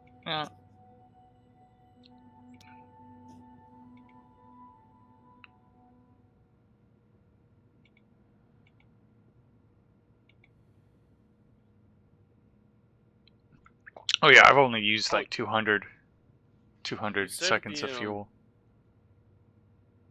dev blog or something for beta. They were working on that toilet.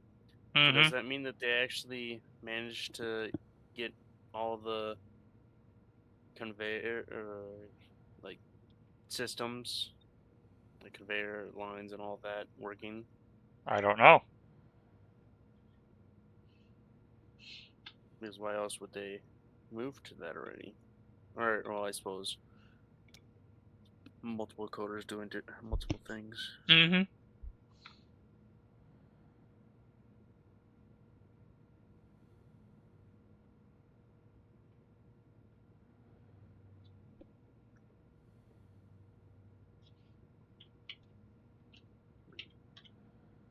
Ooh.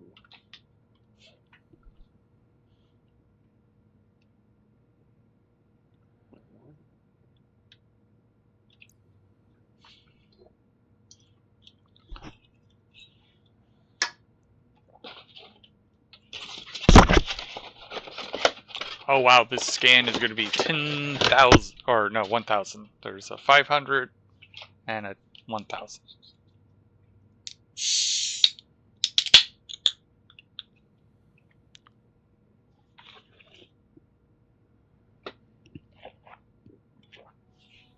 So, at the moment, we have found water, we have found methane, and it looks like water is carbon dioxide water and polluted water. Okay.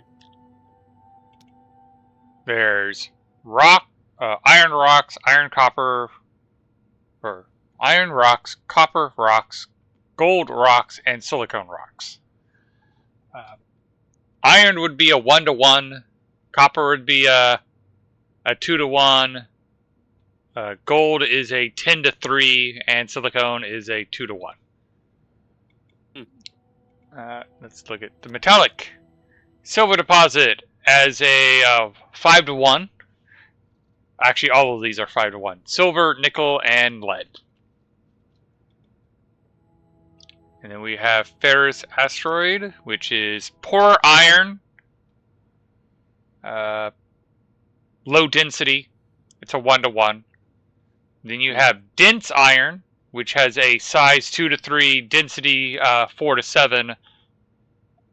It's a 1-to-1. And then you have poor salt asteroid, which is a small one. It's got 4 moles nitrogen, 20 moles liquid sodium chloride.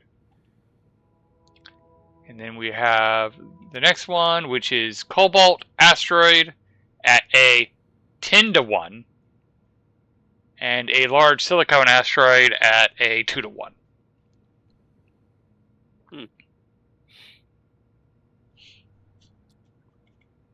That's like 2 dirty or space ore to make 1. Yep.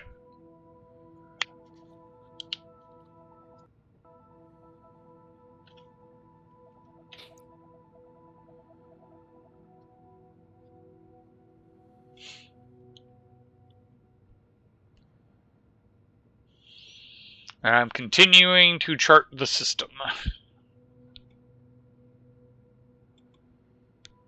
I am at Lagrange point 4 at the moment.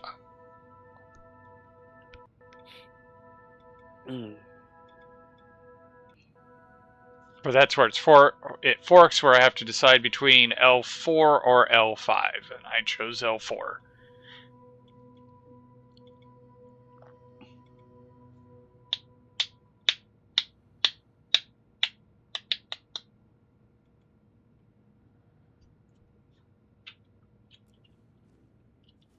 Right.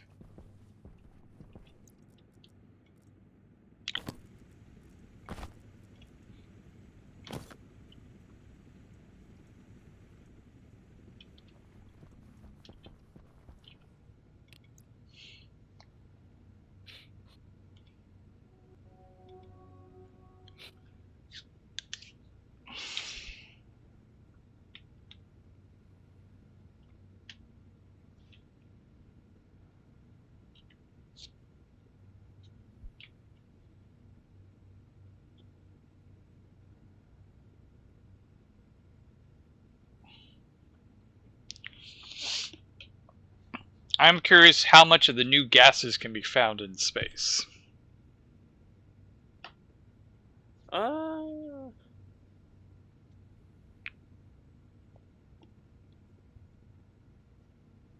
Yeah. Wasn't it like confirmed that there was like ozone or whatever, like a couple gases that you can only get from trading? Yes, there are some gases you can only get from trading.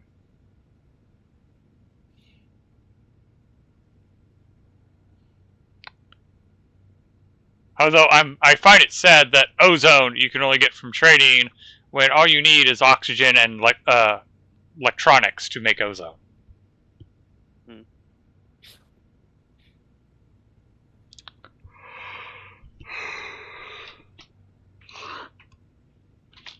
All right, rocky or rich asteroid has copper, silicon, gold, carbon, and hydrazine. Mm. That's just fuel itself. Correct, and it's a monopropellant. Yeah, you don't need an oxide. Oxidizer, yes. So I'm thinking that's probably going to be the next place I go is to go mine hydrazine.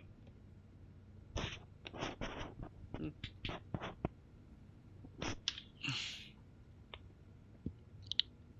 Because then I could load the entire rocket full of hydrazine. Yeah.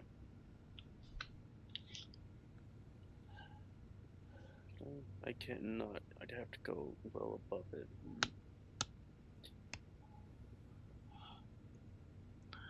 Bum, bum, Wondering how I'd want to connect all these pipes.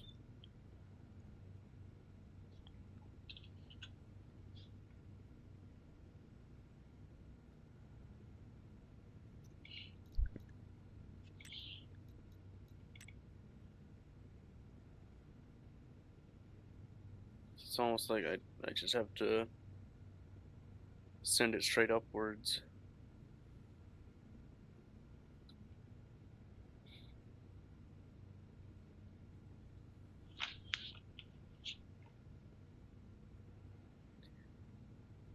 Hmm. I suppose I should also make it possible to because you were talking before about making the combustion centrifuge being able to switch fuel, Mm-hmm. like it'll get up to speed with Yeah, normal fuel, then I was even slowly talking switch to to NOS. Ulysses on that concept because all you need to do is have your fuel line have a manifold where you're able to shut off the normal gas and switch to the NOS gas. And once you get up to full speed, you just shut off the normal gas flow, turn on the NOS gas flow, and as it eats through the fuel, it will start eating and it'll eat away at the ratio. But since the oxygen isn't being replaced, it starts to get richer and richer in NOS fuel, Mm-hmm. but slowly. So it just slowly builds to speed, and you don't have to worry about the stress because the gradient takes care of that for you. Yeah. Hopefully, anyways. I don't think you tested it. Someone else tested it. Oh, someone Uh, else? Oh. yeah, someone else did the test, and that's where I'm like, oh, sweet, that is really sweet that you can do that. The longer the pipe between the manifold and your centrifuge or deep miner, in the case of deep miners, uh, gives you more of a buffer, but it also takes longer to get to full speed. So there's that math that you might want to do is how long do I make the pipe to get the ideal. I'm stressing it, but not completely stressing it. if I'm understanding this right, hydrazine would also be really good to throw into like the pumped gas engines.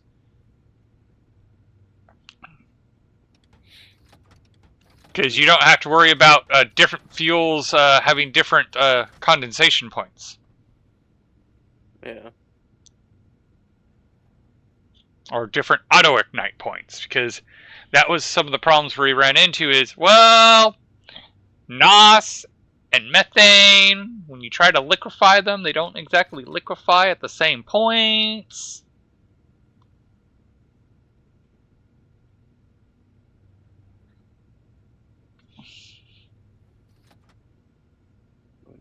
Alright, so this one's almost done, and I think this is just going to be another explore point. I shouldn't make specifically digital valve. I should do pressure regulators. And just turn them on or off. Yeah, that's not a bad concept.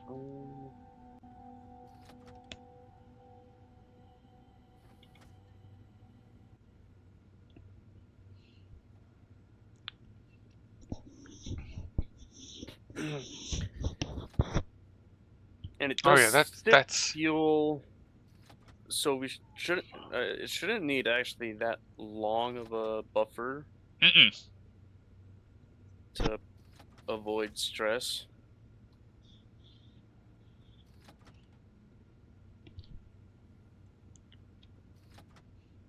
And if anything, I could also increase it by doing like an inline tank. Just to end it on. Oh, sweetness! Double sweetness! So we have dense oxygen ice, 20 moles of oxygen, 4 moles of nitrogen. NOS ice, which has 2 moles of nitrogen, 22 moles of nitrous oxide. Nitrogen ice, which has 22 moles of nitrogen, 2 moles of helium, and then helium ice, which is just 22 moles of helium. Okay.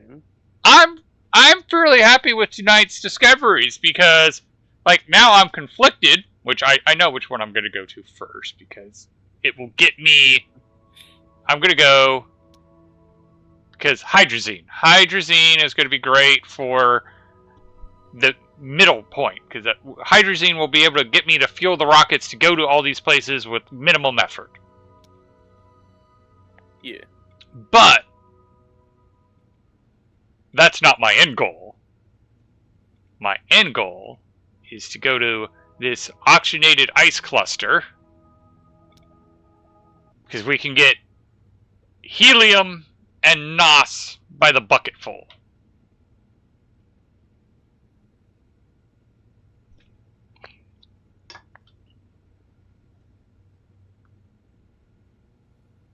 Because we were literally just discussing about NOS fuel, and so yeah.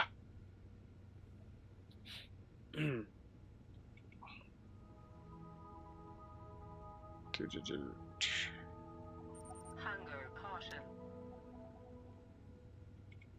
Turn on the scanner and go discover.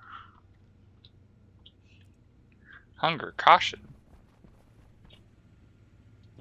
Did you eat the fries that I left for you? Yep. I got 21% hunger. I'm printing more fries.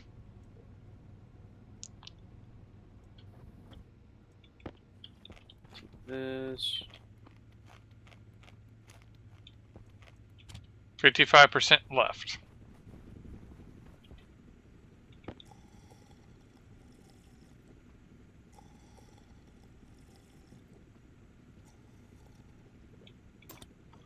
Alright.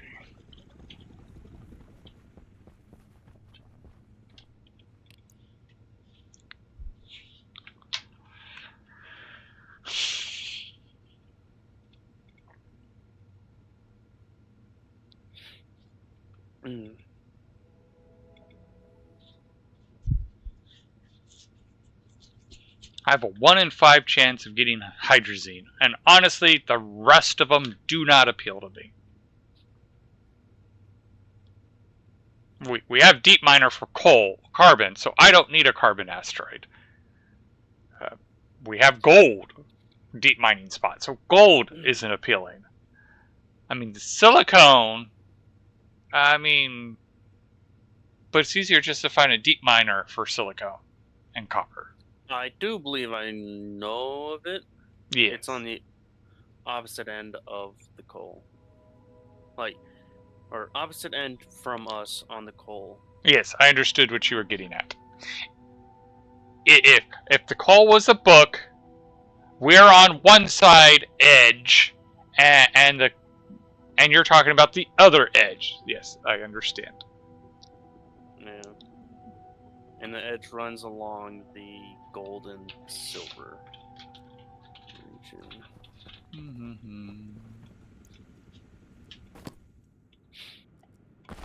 Temperature critical. Pressure critical. Okay, time to paint these deep miners.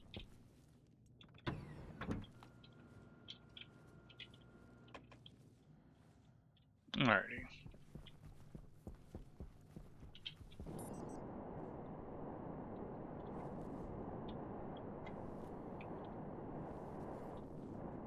Alright, we can retract the umbilical for you. And we can extend the umbilical for you. And we can shut you. We don't need you open. Hide your shame, Rocket. Hide your shame. Alrighty. I have a suspicion I'm going to need more oxygen.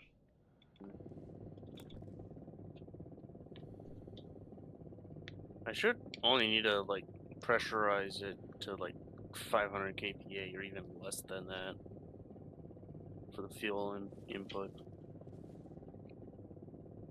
Yeah, I'm definitely going to need more oxygen.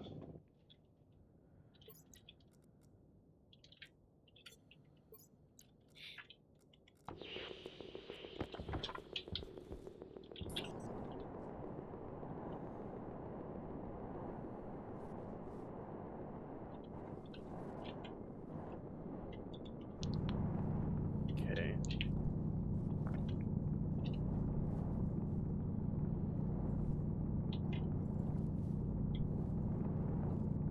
And then might as well. I am going to say this is going to be one of the other nice bits about when we get that hydrazine tapped is it will just be straight fuel. I don't have to worry about mixing it. I don't have to worry about, oh, I need to go get oxygen now because while we have plenty of methane, we don't have any oxygen. Yeah.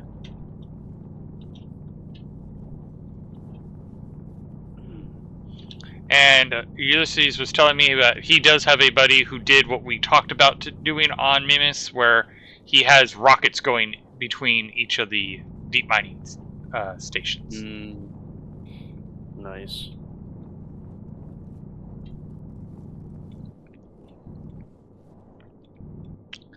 Good to know my brain was on the right path.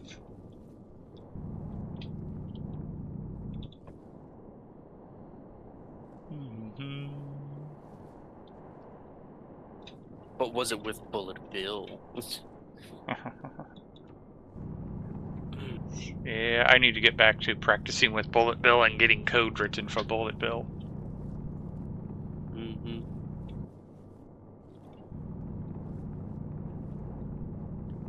Learning of Bullet Bill was like the best rocket experiment that you've ever done.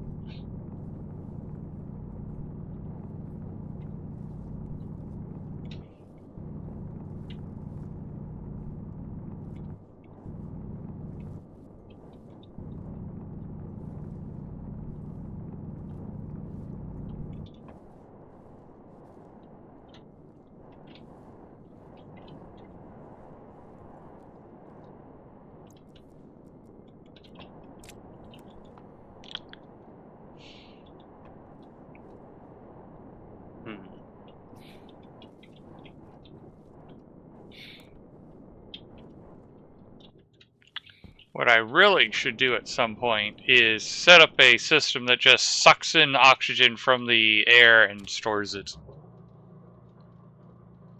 Yeah.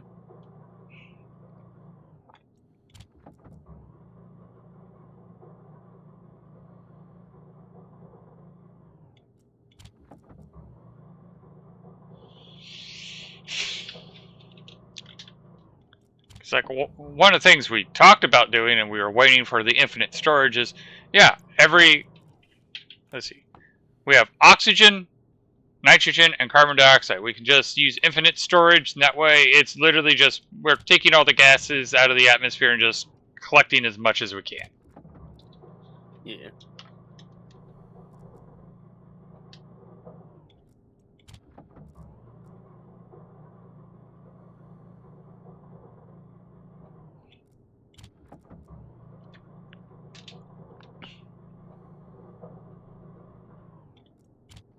And then we can build some manifolds that take the gases all the way to the greenhouse. And that way we can just have the greenhouse, if it needs nitrogen, it gets nitrogen. If it needs carbon dioxide, it gets carbon dioxide. If there's too much oxygen, it just takes the oxygen out and puts it into the system. Mm-hmm. Alright.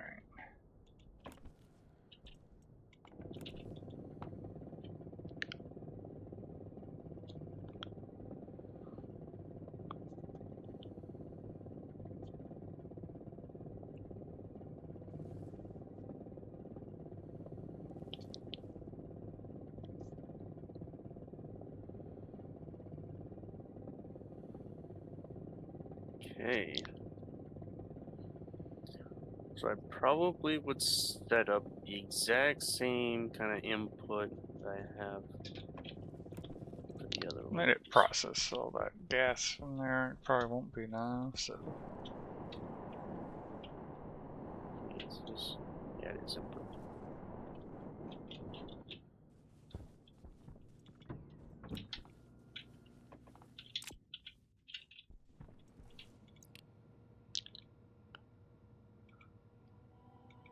Alright, we have a gold. I don't want gold. Delete that location.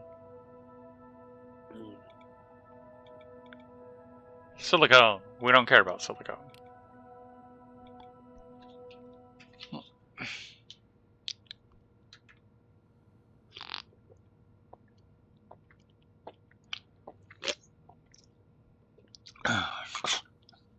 Did you ever learn whether we can delete target locations with IC10 code, or is that something we do have to do manually? No idea. Because I know you were looking into it. I was just automating rocket launching kind of thing and selecting destination and going to that destination.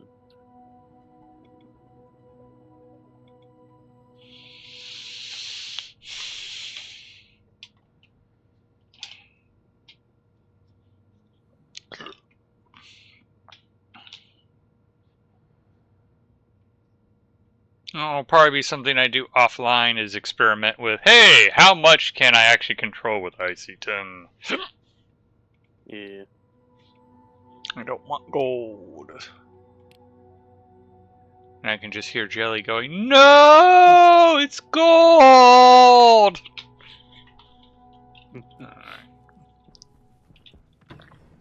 I still wish I would have recorded our first playthrough of Mines of Return to Moria. Because at one point, I'm sitting there doing something, she goes, I'm not a dragon, and I turn around, and in our base there was a throne, and she has completely covered and surrounded the throne with piles of gold. Definitely not a dragon.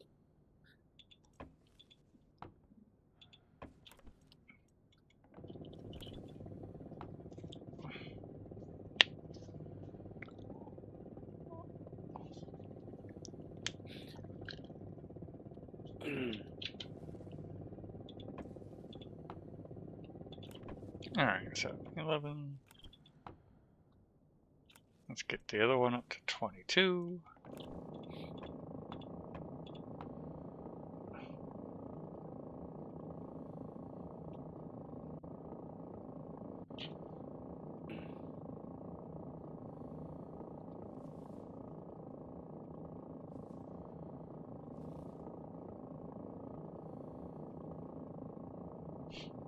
Hope you don't need chutes.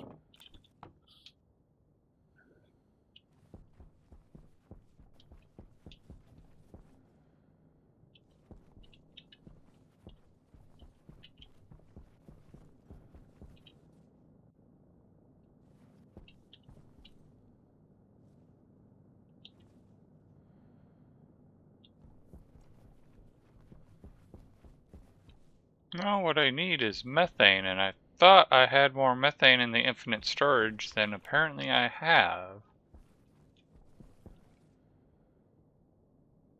You mean you're already almost out of methane? I'm not getting any out of the infinite storage. Damn. The LCD says 1859, but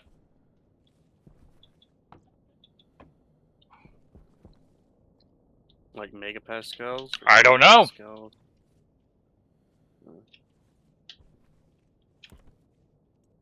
I also don't know what this dial does. Touches it, it just explodes.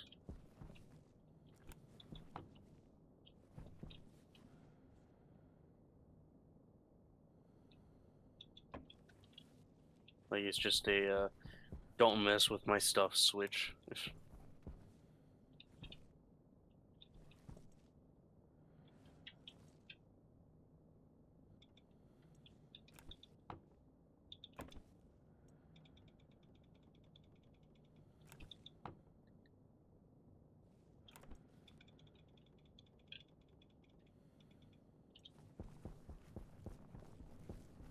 Hmm.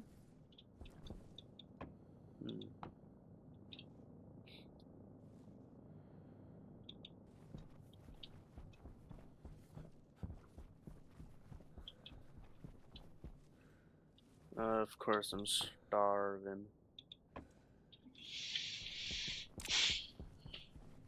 Shoot valve. Not flip flop. Overflow.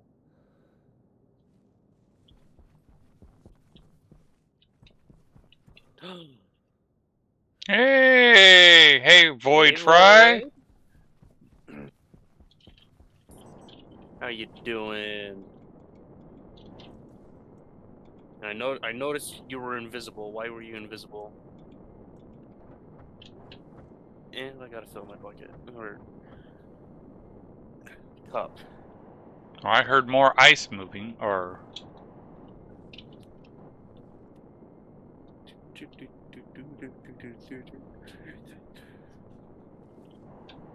I mean, I heard clunk, clunk, clunk. Oh, that's right. You're manually spamming Brave.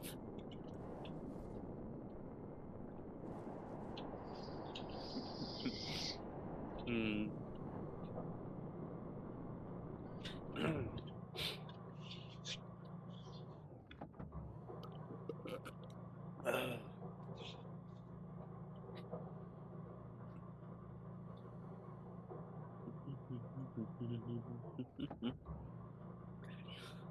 uh, I'm surprised. What caused it not to empty all the way, I wonder? so how was your stream? I seen you were fighting that Bell boss.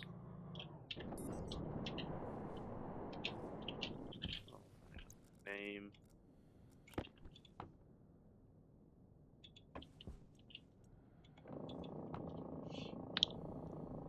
And it did sound like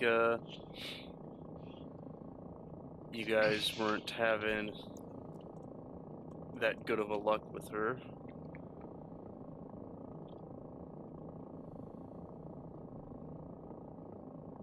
Do I want more windows? No.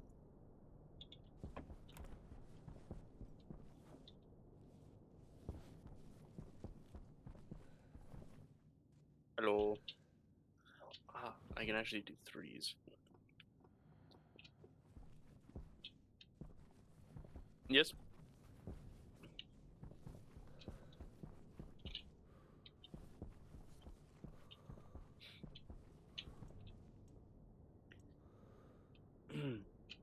So yeah, that would be the fuel input.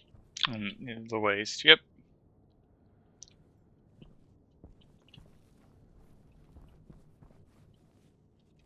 Yeah, my guy has 80% health. He has some more health that he can use.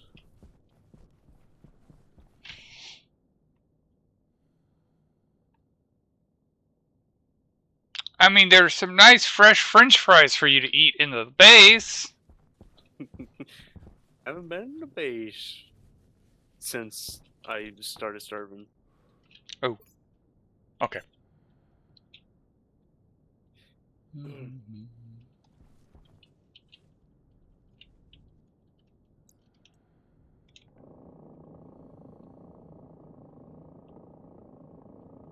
a minute.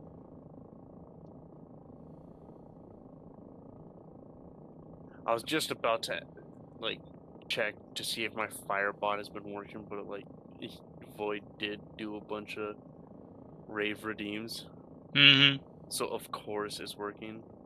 I even did a rave, so. Yeah, Oh, you my did cat. the Oh better no, I rave. did.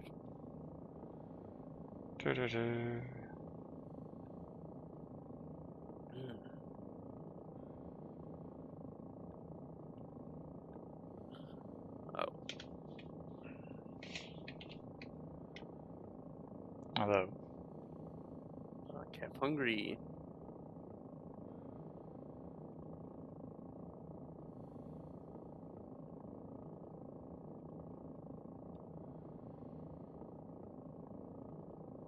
That was red cow. Which red cow was that? Ooh, stretch.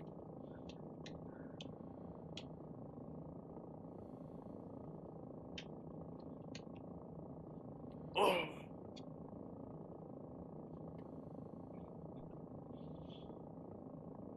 Imagine if that was redeemed, I stretch and I just get like a Charlie horse or something. oh, when I was up in the attic organizing, I did get a Charlie horse. It was horrible. Ooh. Because I'm already in a space that's hard to move in, and all of a sudden it's just like, I literally don't have room to stretch. Yeah. Alright. Are you done? Oh. Okay, remember how we were discussing about the maximum pressure that a ice crusher can do? Did you blow up the ice crusher? No, because the ice crusher has a failsafe. Once its pressure reaches 123 megapascals, it shuts off and won't let it process until it drops below 123. 123 megapascals? Yep. Damn. The infinite gas. Well, is it the infinite gas storage having trouble keeping up, or is it the filtration system? Or doesn't the ice crusher output at a set rate? Yes. So could it be that then? Yes, that is actually what's going on. It is the actual ice crusher's output, and one of the tricks is I have it set to it looks at the ice in order to melt it. It doesn't actually heat up the ice; it just looks at it. It weakly weakly threatens it with the idea of warming it up. So it brings the ice to a blistering 0.04 degrees Celsius.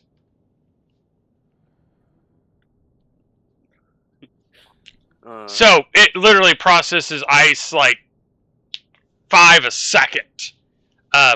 So yeah, when you're doing 22 moles of ice times 5 in like a second, yeah, no, the output of the ice crusher can't keep up.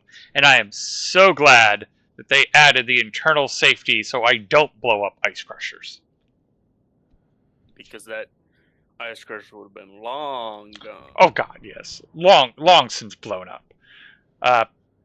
But if they didn't have the internal pressure, I would just build my blender room. which I did dance in. Yes. Well, of course, I was the host. You couldn't get hurt. I go in there and I get, like, beaten half to death. You don't even need to go in there. I can just close the door on you. But, I could always build my blender room and send you in it now. Yeah. Because you're the host now, so you can experience what it's like to be fragile in the blender room.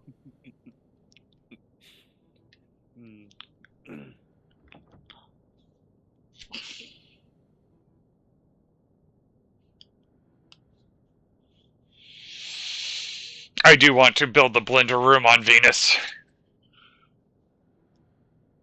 Oh yeah, just have Venus atmosphere, just cook it. Well, not even the Venus atmosphere, the base waste heat. The reason I want to build a blender room on Venus is because that would be the maximum way to absorb the cold energy. Not that cold is an energy, but that would be the maximum way to get everything out of that thermal mass. I mean, It's to get rid of excess energy from your base. Yes. It would be because you see how much ice I get in a single trip. Mm-hmm. Even if I'm getting ice literally just to throw away the gas, using it to cool on Venus would probably be worth it. 100%.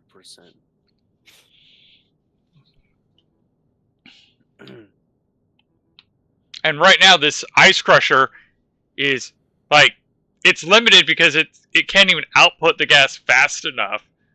But my blender room's just like, ain't no thing but a chicken wing. It's like, yeah, we can do that.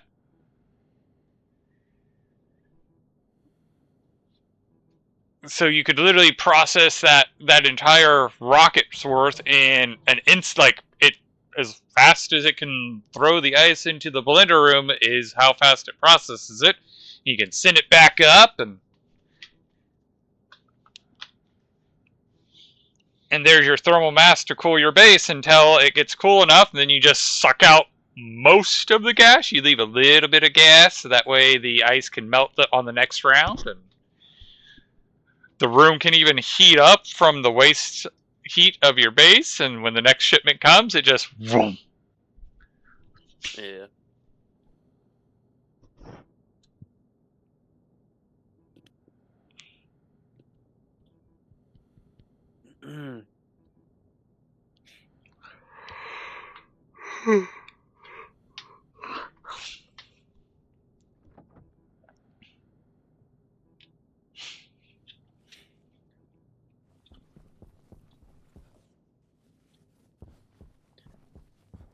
Alright. Truth be told, what would be the actual point of storing carbon dioxide, since Mars itself is 95% carbon dioxide? Well, The fact that's pure, yeah, but also you got catalytic filters, so it takes ages for a filtration unit to go. to be honest, given the way the Mars works, there is no real practical purpose other than to be in the good habit of storing the carbon dioxide for when you're on a planet that it's not good to do that.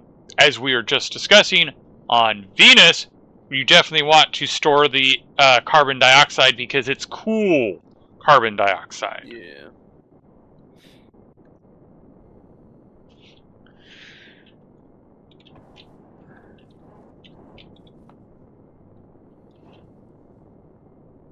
Okay.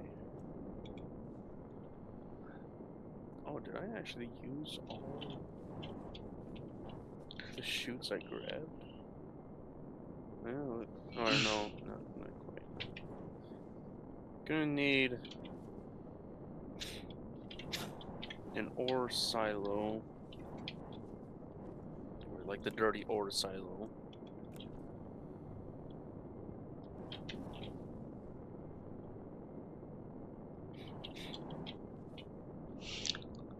I don't like Sure. how there's a 10 megapascal difference between this tank and the pump.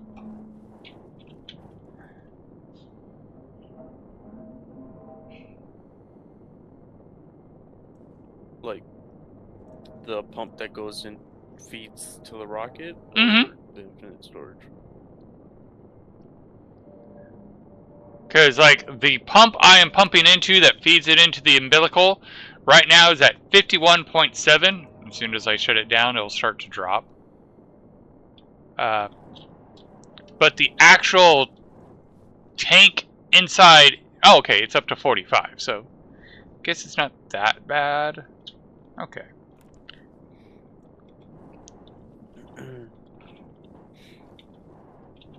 So yeah, I think we can say that that rocket is fuel full since it is getting to the point that the pipes are yelling at us. And it's got 30 kilomoles of fuel, which is twice my safety minimum launch value.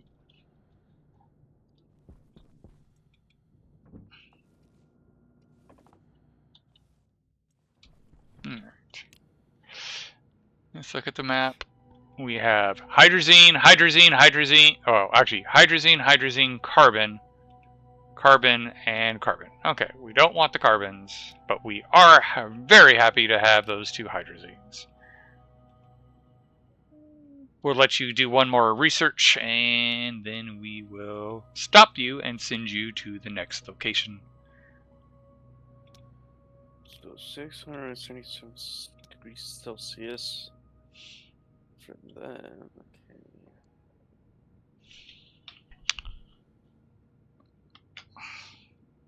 So yeah, we have two hydrazine deposits, which I'm very happy about. The mining rocket is fueled. And as soon as I send this guy to the next spot and tell him to do discovery, I will switch the controller over and launch. Well, check the rocket, make sure all the umbilicals are unplugged, and then launch the miner to go get NOS and... Well, no, go get hydrazine, fill up on hydrazine, come back, and then we'll eventually go get the NOS and the helium. And we could flood Magic Space with helium, so that way when he gets back online, he'll start talking like this. Hey guys, why are you laughing at how I'm talking? It's not funny. Why did you put helium in my oxygen supply?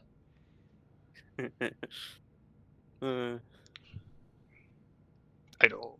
And we'll go to map. And it was a gold deposit. We don't want a gold deposit. So we'll just stick with the hydrogen. Set location. And kill that and turn you on. I wonder if I should take the hot gas from the advanced furnace and use it to heat up the normal furnaces that will make ingots.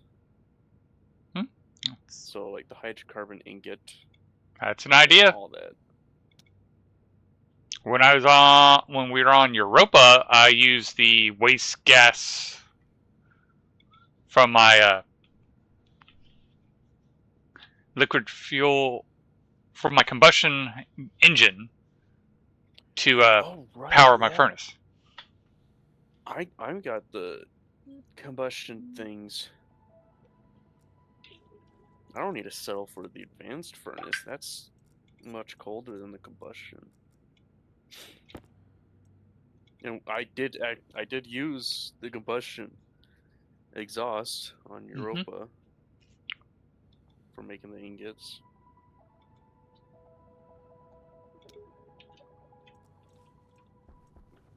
Right. Back when there was no regions.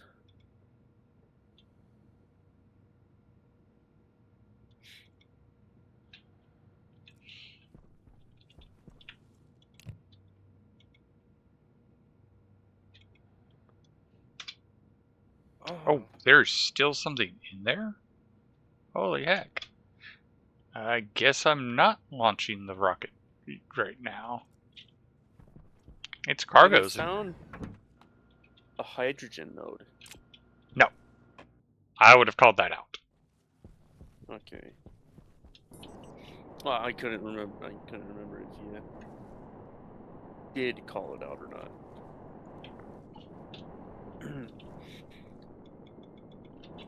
Miss, we basically did confirm that hydrogen is the stronger fuel than Oh, wow. methane. Oh! Oh! Roger, roger. That makes sense. So, when we do shoot times 10, it only is a space of 1. Shoot times 10? Shoot. Shoot. Yeah. So, like, if you come over to the rocket, it will make more sense. You mean like the storage of the chute is 1? Yes. Mm, Because I'm like, so this big, long chute system should hold the cargo of the rocket. I did on One, minus 2, on our 3, life pod. 4, I 5, did notice 6, that 7, the longer 8, the 9, chute 10, or 11, the long 12, chutes, they don't 13, hold as 14, much. 15, 16, 17, 18, 19. Yeah, so I only have 18 units of storage. 18 units of storage. Instead of like 50. Mm-hmm. And I'm curious if you understood why my voice went that funny noise. I'm guessing you were seeing something and you're like, weren't sure. Waste tank. Critical. Oh. Like the crazy part is I've been checking my waste tank and it would be like 69, 72. Alright, I'm good. I'll be good for a while. Next thing you know, I hear, waste tank, caution.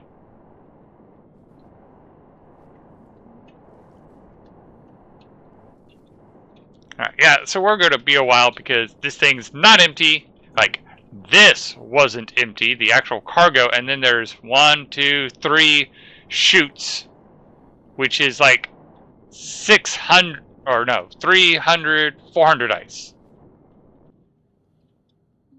Yeah, yeah. Helium is the best. Wait, what do you mean helium is Fuel. the best? Depending on... Helium is not a good... Hydrogen. Hydrogen, yes. Hydrogen is a great fuel, and that is why I will continue to search for a hydrogen node. Hydrogen. Let's see. Now, the part I don't know, because I don't... Actually, will it tell me? Let's see here. Oh. Let's go. NOS is the best oxidizer. Correct. Yeah. Does the combustion deep miner tell you what fuels will get what RPMs? No, it does not.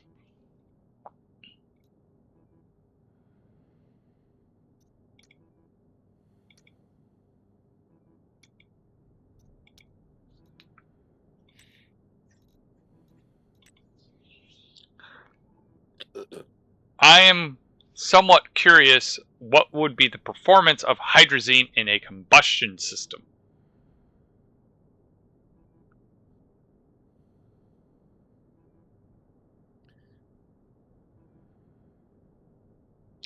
So that makes just short of 3,000.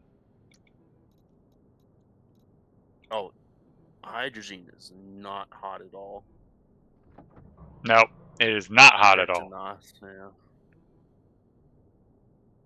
Does have a higher oil ignition though than any of NOS's. It's hotter than methane oxygen burn.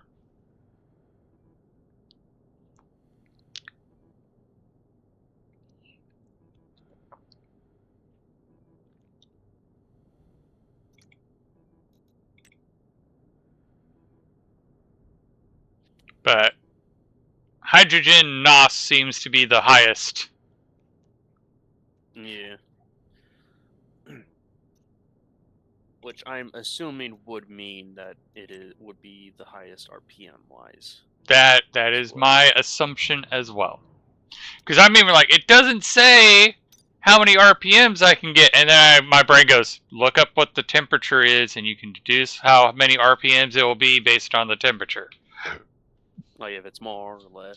Yeah, more temperature means more RPMs. Mm-hmm.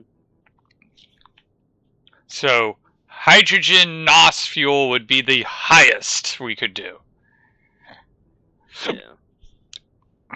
Hydrogen would be a better choice for fuel than oxygen methane. But I'm going to see about if we can get a hydrogen source in space, then we'll have hydrogen and NOS. Yeah. But doing the first startup, that would actually probably be methane and oxygen. Yeah, methane and Or oxygen. the hydrogen. Hydrogen, yeah. You said hydrogen was a little bit hotter. Yep, because if you actually go into the gases and we pull up let's see if I can just go to methane. It's liquid methane. There's methane. Methane oxygen burns at 2.15. And if you go to hydrazine, hydrazine burns at 2.95. Yeah.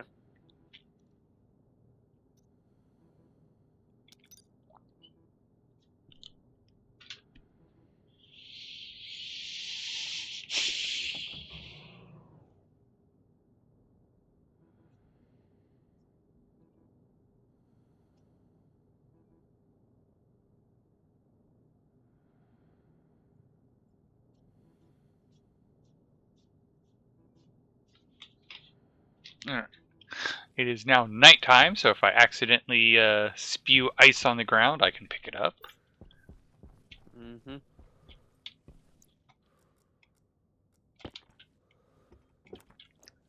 And one piece. So, Like one piece away from what you needed, or no, when I opened up the chute, one piece fell out. So,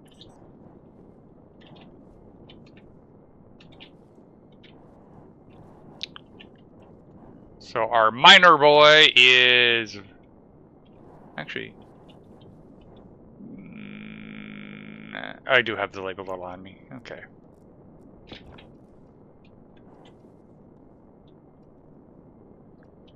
There we go. I think that would be the case. Oh, I don't have a battery in it.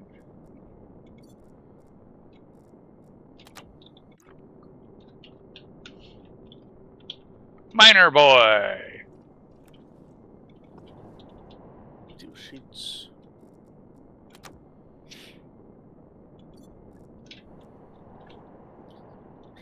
Elastic sheets.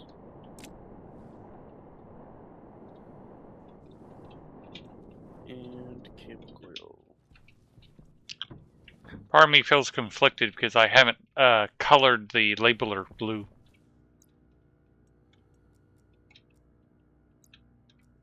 And here I am just rocking default. Which honestly surprises me that you haven't painted red.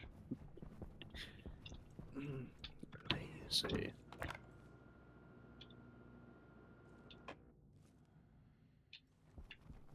Corner. There, my labeler is now painted blue. There you go.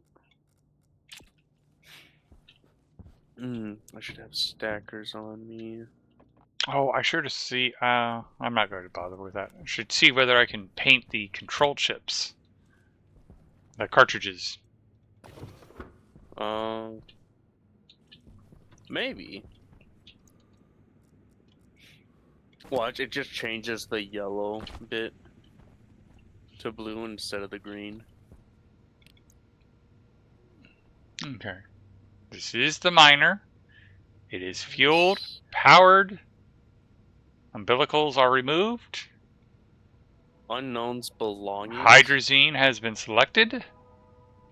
And let's go. We have over 800 seconds of fuel, and it is already gone. I'm Rocket into space.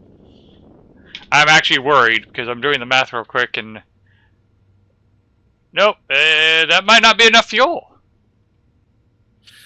Uh-oh. I'm going to wait till it to get to orbit to see if the numbers shift.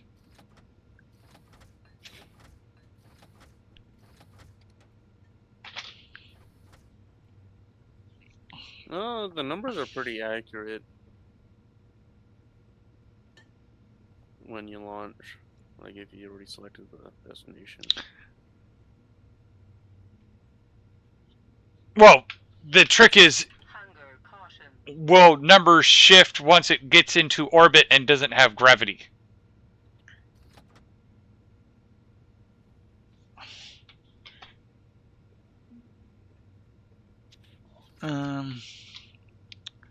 I don't think it would.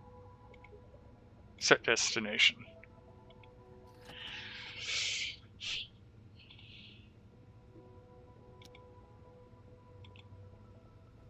Okay. Set destination. Yeah, I'll do 6. It did. It did in fact change. Oh, it did? Okay. Yes. Because instead of being 300 seconds, it's now 200 seconds. Which means I'd get there with over 500 seconds, which should be more than enough to make it back home and land. Hopefully.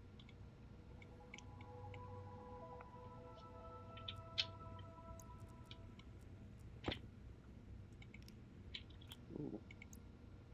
Really? You can get this close?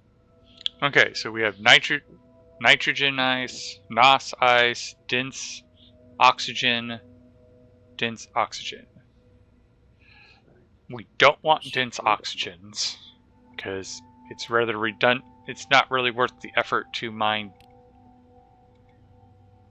Nitrogen does technically come with helium, but not a lot of helium. So I think I'm going to reject nitrogen ice as well. I do have a NOS ice that's been located. Ooh.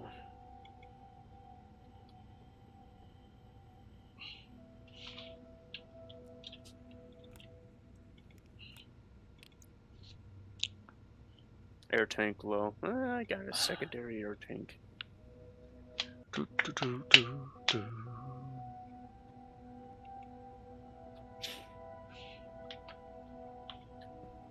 kind of surprised we haven't actually upgraded our air tanks to be smart. I mean, is there right now? Is there really an advantage? It's not like we're going very far from the base. True. The tank I wished we could upgrade is the one tank that it's pointless to upgrade, and that is the waste tank. Yeah. Yeah. I mean, our suits can't even use that tank to its maximum capacity. Even if it ignites.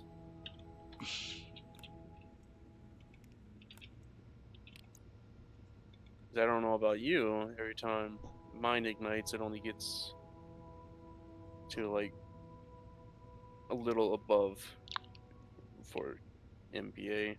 Well, the big problem. It ignites at like 3 MPA or something.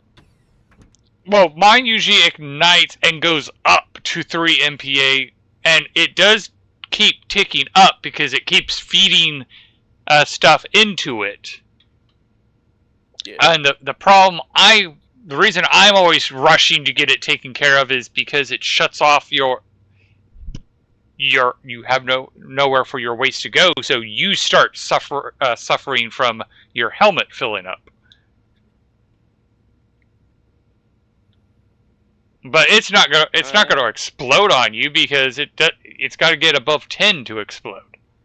Yeah. I don't But have that problem with my secondary waste tank. yeah. Yeah, I don't carry a secondary waste tank, so mine is like, I need to get rid of this before I start to suffocate. Okay, so we're about ready to get a new one. Oh, and it's made it to its destination. And honestly, I should go to here. Jeez, And my nitrogen filter's at 31%. dense oxygen. Okay. So, oh, I can't survey it. Oh, okay. I don't. You don't have the scanner. Scanner's on the other rocket. I forgot about that. The original Miner Boy did have a scanner. So that one's just sitting up there looking pretty. Yep, so let's shut off your scanner. Go to the map. Tell you to fly here. Set destination. And go. Because it will take you all of 40 seconds to get there. And then you can do all the scanning. And I think I will send you home after that. Just so that way you can get refueled.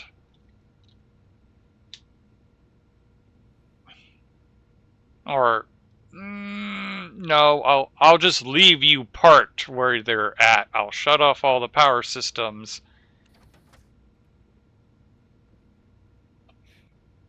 Because you should have enough fuel to make it home from here, but I'd rather get the other one home first, and then we can use the hydrazine to fuel from here on out.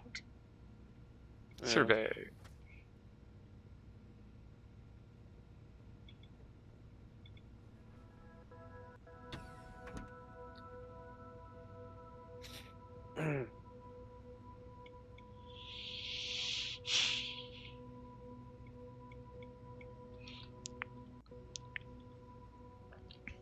And we want to get to that so we get the mining boost. Okay.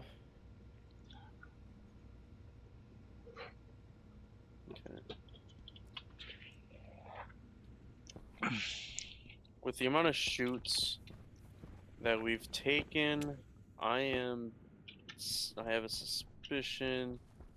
Yes, basic shoots is, or the Atmo printer is out of iron. The auto printer.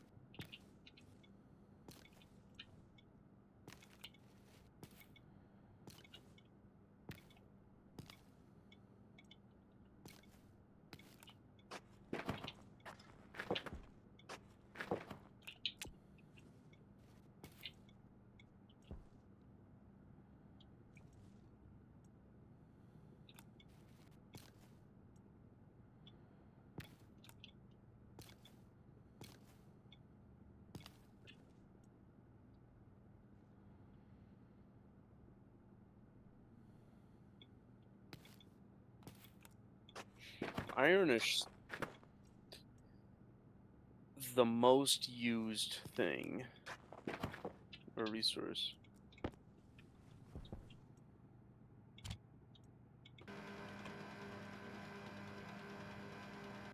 Well, I found out why I only got 8 oil on the last one. We had genetic drift, and one of the soy plants ended up only producing 2 soy per cycle, so I kind of killed its genetic line and used some of the seeds from the other plants. Yeah.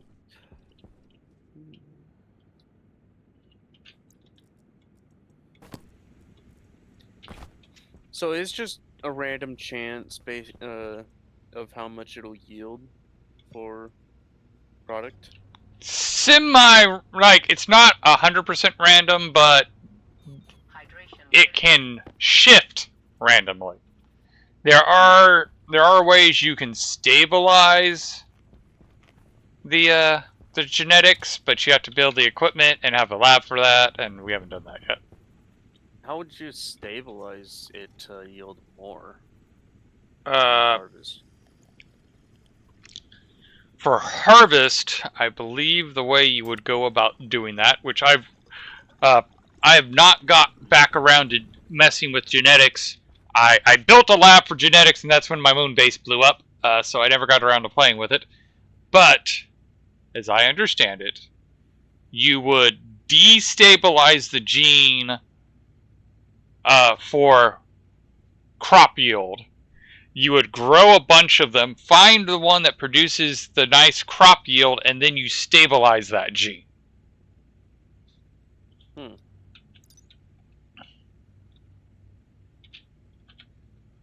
So there's just like a button on the genetics thing that just like stabilize. Yes. Oh, okay. There's also you can push the button to destabilize the gene, which makes mutations more likely. And stabilizing it, it's not like 100%. It's more Correct. like 80 or 90%. Yeah, stabilizing it makes it where it's less likely to mutate. Yeah.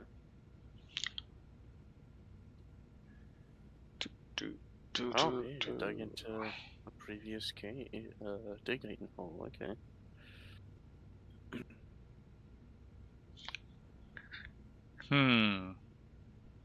Now the question is, do I want to wait the full amount to find the 1,000% to get that 25% bonus to mining, or do I want to just start mining now and let the eventual 25% mining bonus go into effect? Wouldn't waiting to get it be better because at the start it's faster to mine it?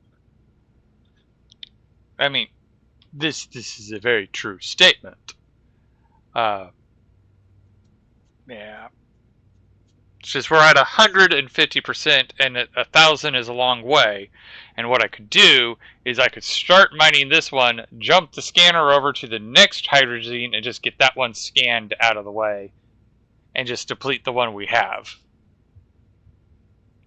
Yeah, that would work too. Yeah, Yeah. and then you can I'll let it get to 200. After that's done, I'll send it to a different node, like, or trying to find explore kind of thing. Well, so I'm going to let it get to 200 so I at least get a 10% bonus, because that's just 3 scans away.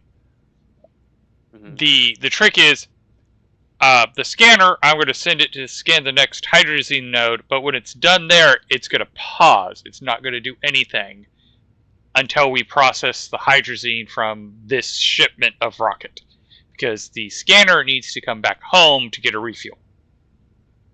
Okay.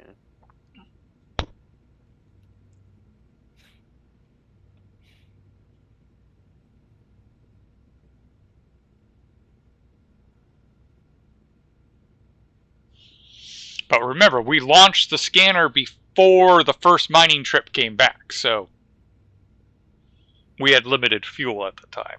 I mean, we technically still do have limited fuel because oxygen. We haven't captured a ton of oxygen yet. Mm-hmm. But Oh, you're taking it from the atmosphere now? not yet. I should. You were talking about it. Yes, I was. Oh, he's got to go down and up. Yeah, I should still have enough fuel.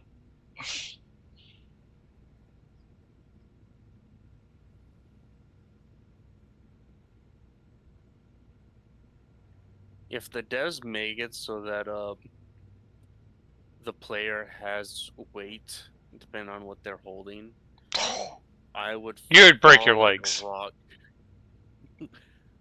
I would fall like a rock, even with the jetpack going full blast.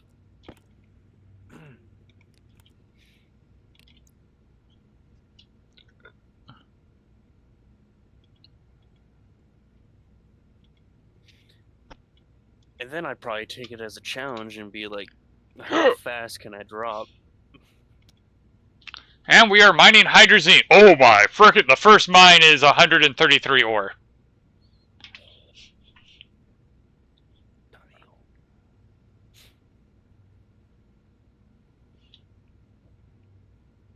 Okay, and the second one is 126 ore. That is dropping Drops quickly. off fast.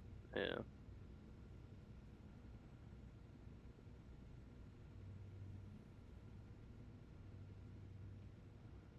Dropped by 6. So now it's 120. Estimated Well, it's ore still at fast. estimated ore at location is 6,000.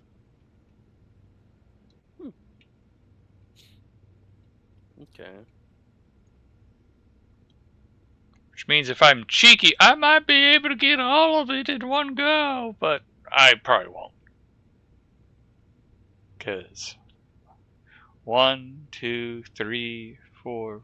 Now with Yeah, that no, attitude, you I won't. no, I can't. I will get all but like 500 in the first go. Because of storage. Storage, because the small cargo storage can store 50. The miner can hold 100. I'm sorry, the miner can hold 1 stack. There's 4 additional chutes in the network. So, Well, technically, the miner would hold 100 because it's the output slot and its internal inventory, right? it can hold 100 or a 1 stack. Oh. Space ore stacks up to, or space dirty ore stacks up to 100. Okay. Yep.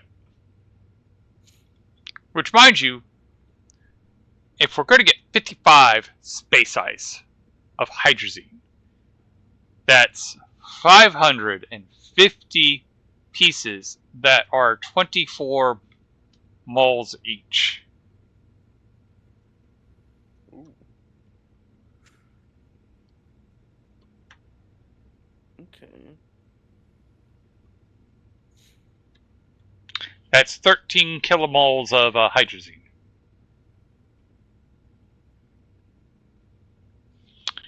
Which honestly isn't that much.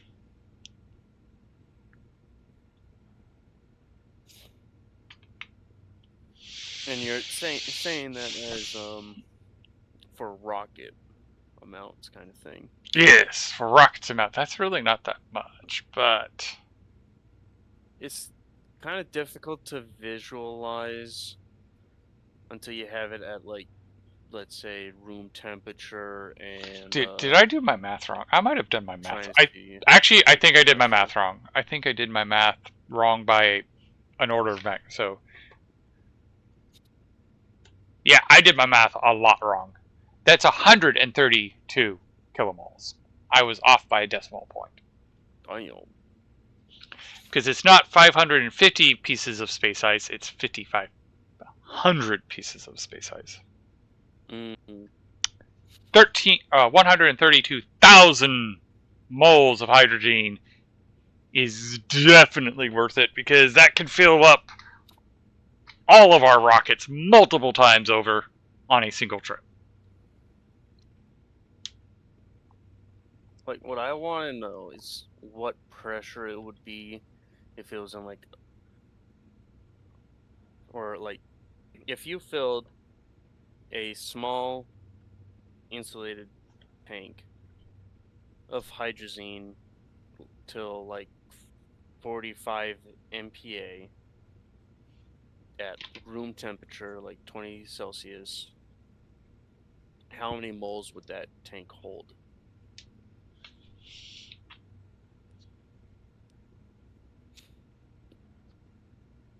I don't want to do the ideal gas law. Because that's pretty much how I'd be able to visualize it. Be like, so it take, or all that gas can get stored in like 2 large insulated gas tanks or something like. instead of just seeing moles.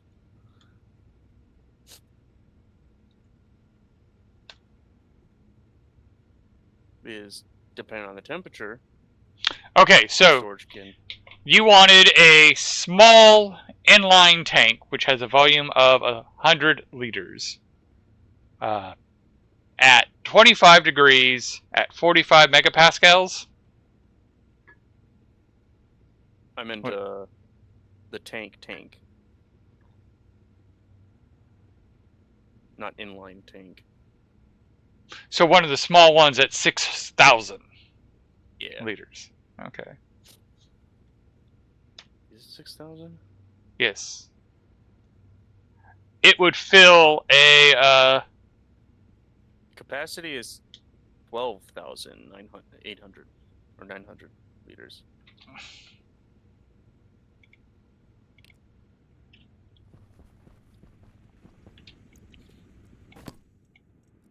Actually, I don't need to put that on. I can pull it up in Stationpedia. Or would A small tank holds 6,000 liters. Oh, liquid you're looking at. No, I'm looking at a tank, small, insulated, the same one we use for our gases. 6,000 liters. Oh, right. No, That is its right, volume. yeah. Volume is measured in liters even if it's for gas. Tank shows the whole thing. Right. So, it would, if you wanted that tank filled to a pressure of 45 megapascals at 25 degrees, it would actually exceed that tank. How many tanks would it take?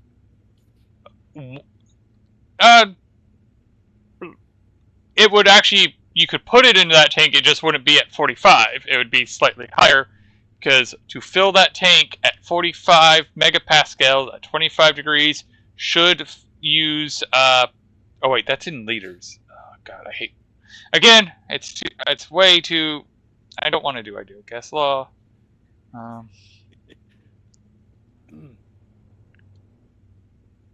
The worst part is it gave me an answer that was close enough that it made sense, but it was completely wrong.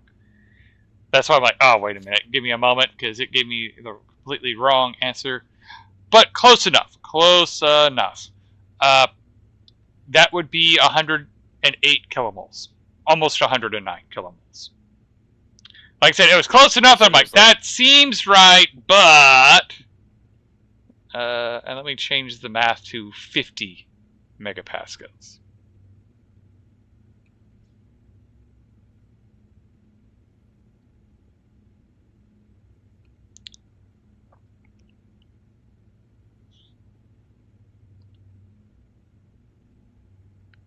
That's closer to the number we're looking at. And let me just do theoretical of 60 megapascals.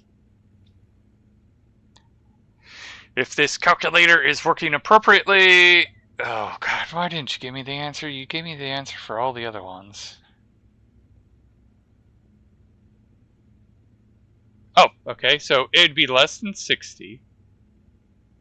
So...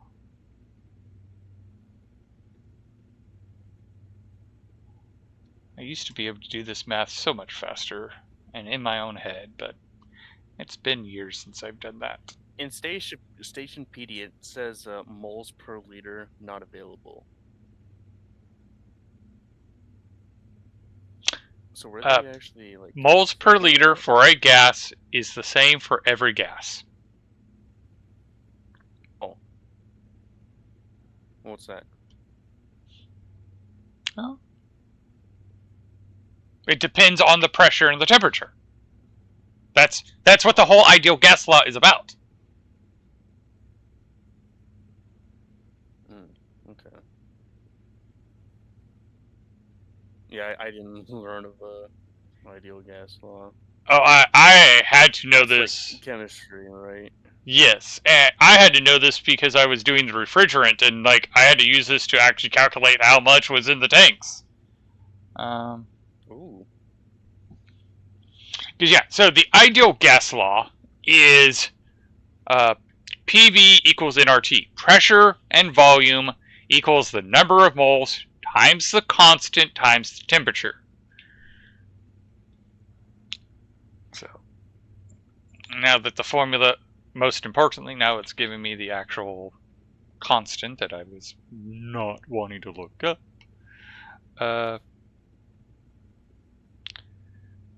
So if I go and type that guy in times the constant,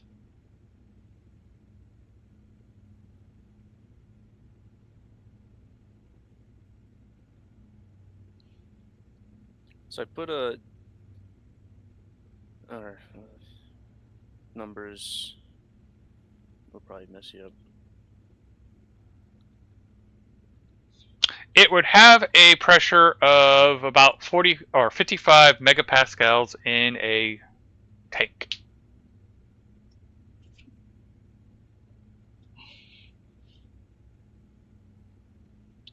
So yeah, one of these trips will fill a standard gas tank full. Because I think 55 megapascals is where you're like, no, no, no, no. That's where you stop. Tanks will be yelling. Yeah. Everything will be upset with us. We have overfilled that tank. Yeah, that's how much we'll be bringing back.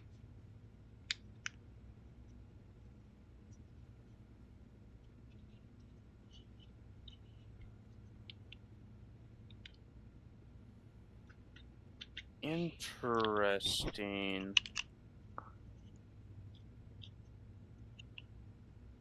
Where are you? I am at the computer. I'm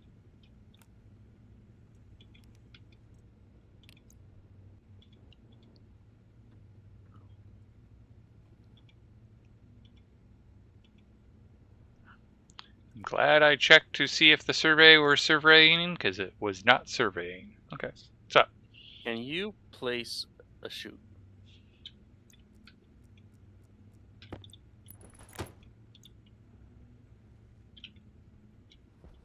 I cannot.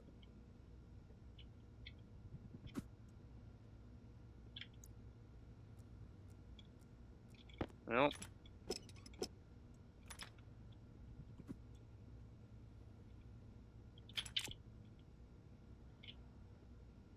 at least you can access IC10 code. What about with that stack specifically? Oh yeah. Oh yeah. Are you trying to place it right now in the world? I was. Okay. Like, in this room right here. Same as always. Yeah, same as always. Because I'm like, if you're trying to place it somewhere else in the world, maybe you're not seeing an object that's actually there. Is I dropped you the chute that I was trying to place it with. Like the chute stack. Wonder, is it just chutes or it would? That's literally what I was just thinking can't too. build. I tried building the silo. I cannot build the silo or air power. Huh? Did I accidentally press my? I did. I accidentally pressed my macro. That spams right click.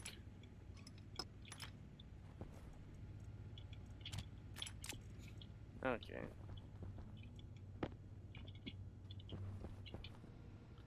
Oh, that was your stack. Yeah, but you can take it. Yeah. So, suppose calling it quits, Yeah. or do you want to babysit your rock a little bit longer? Cognition low. No, I'm good. Because I need to go to work tomorrow. And I'm supposed to go in early. So I'm supposed to be in work in less than 5 hours. Okay. So thank you everybody for watching. And we will catch you next time. Bye.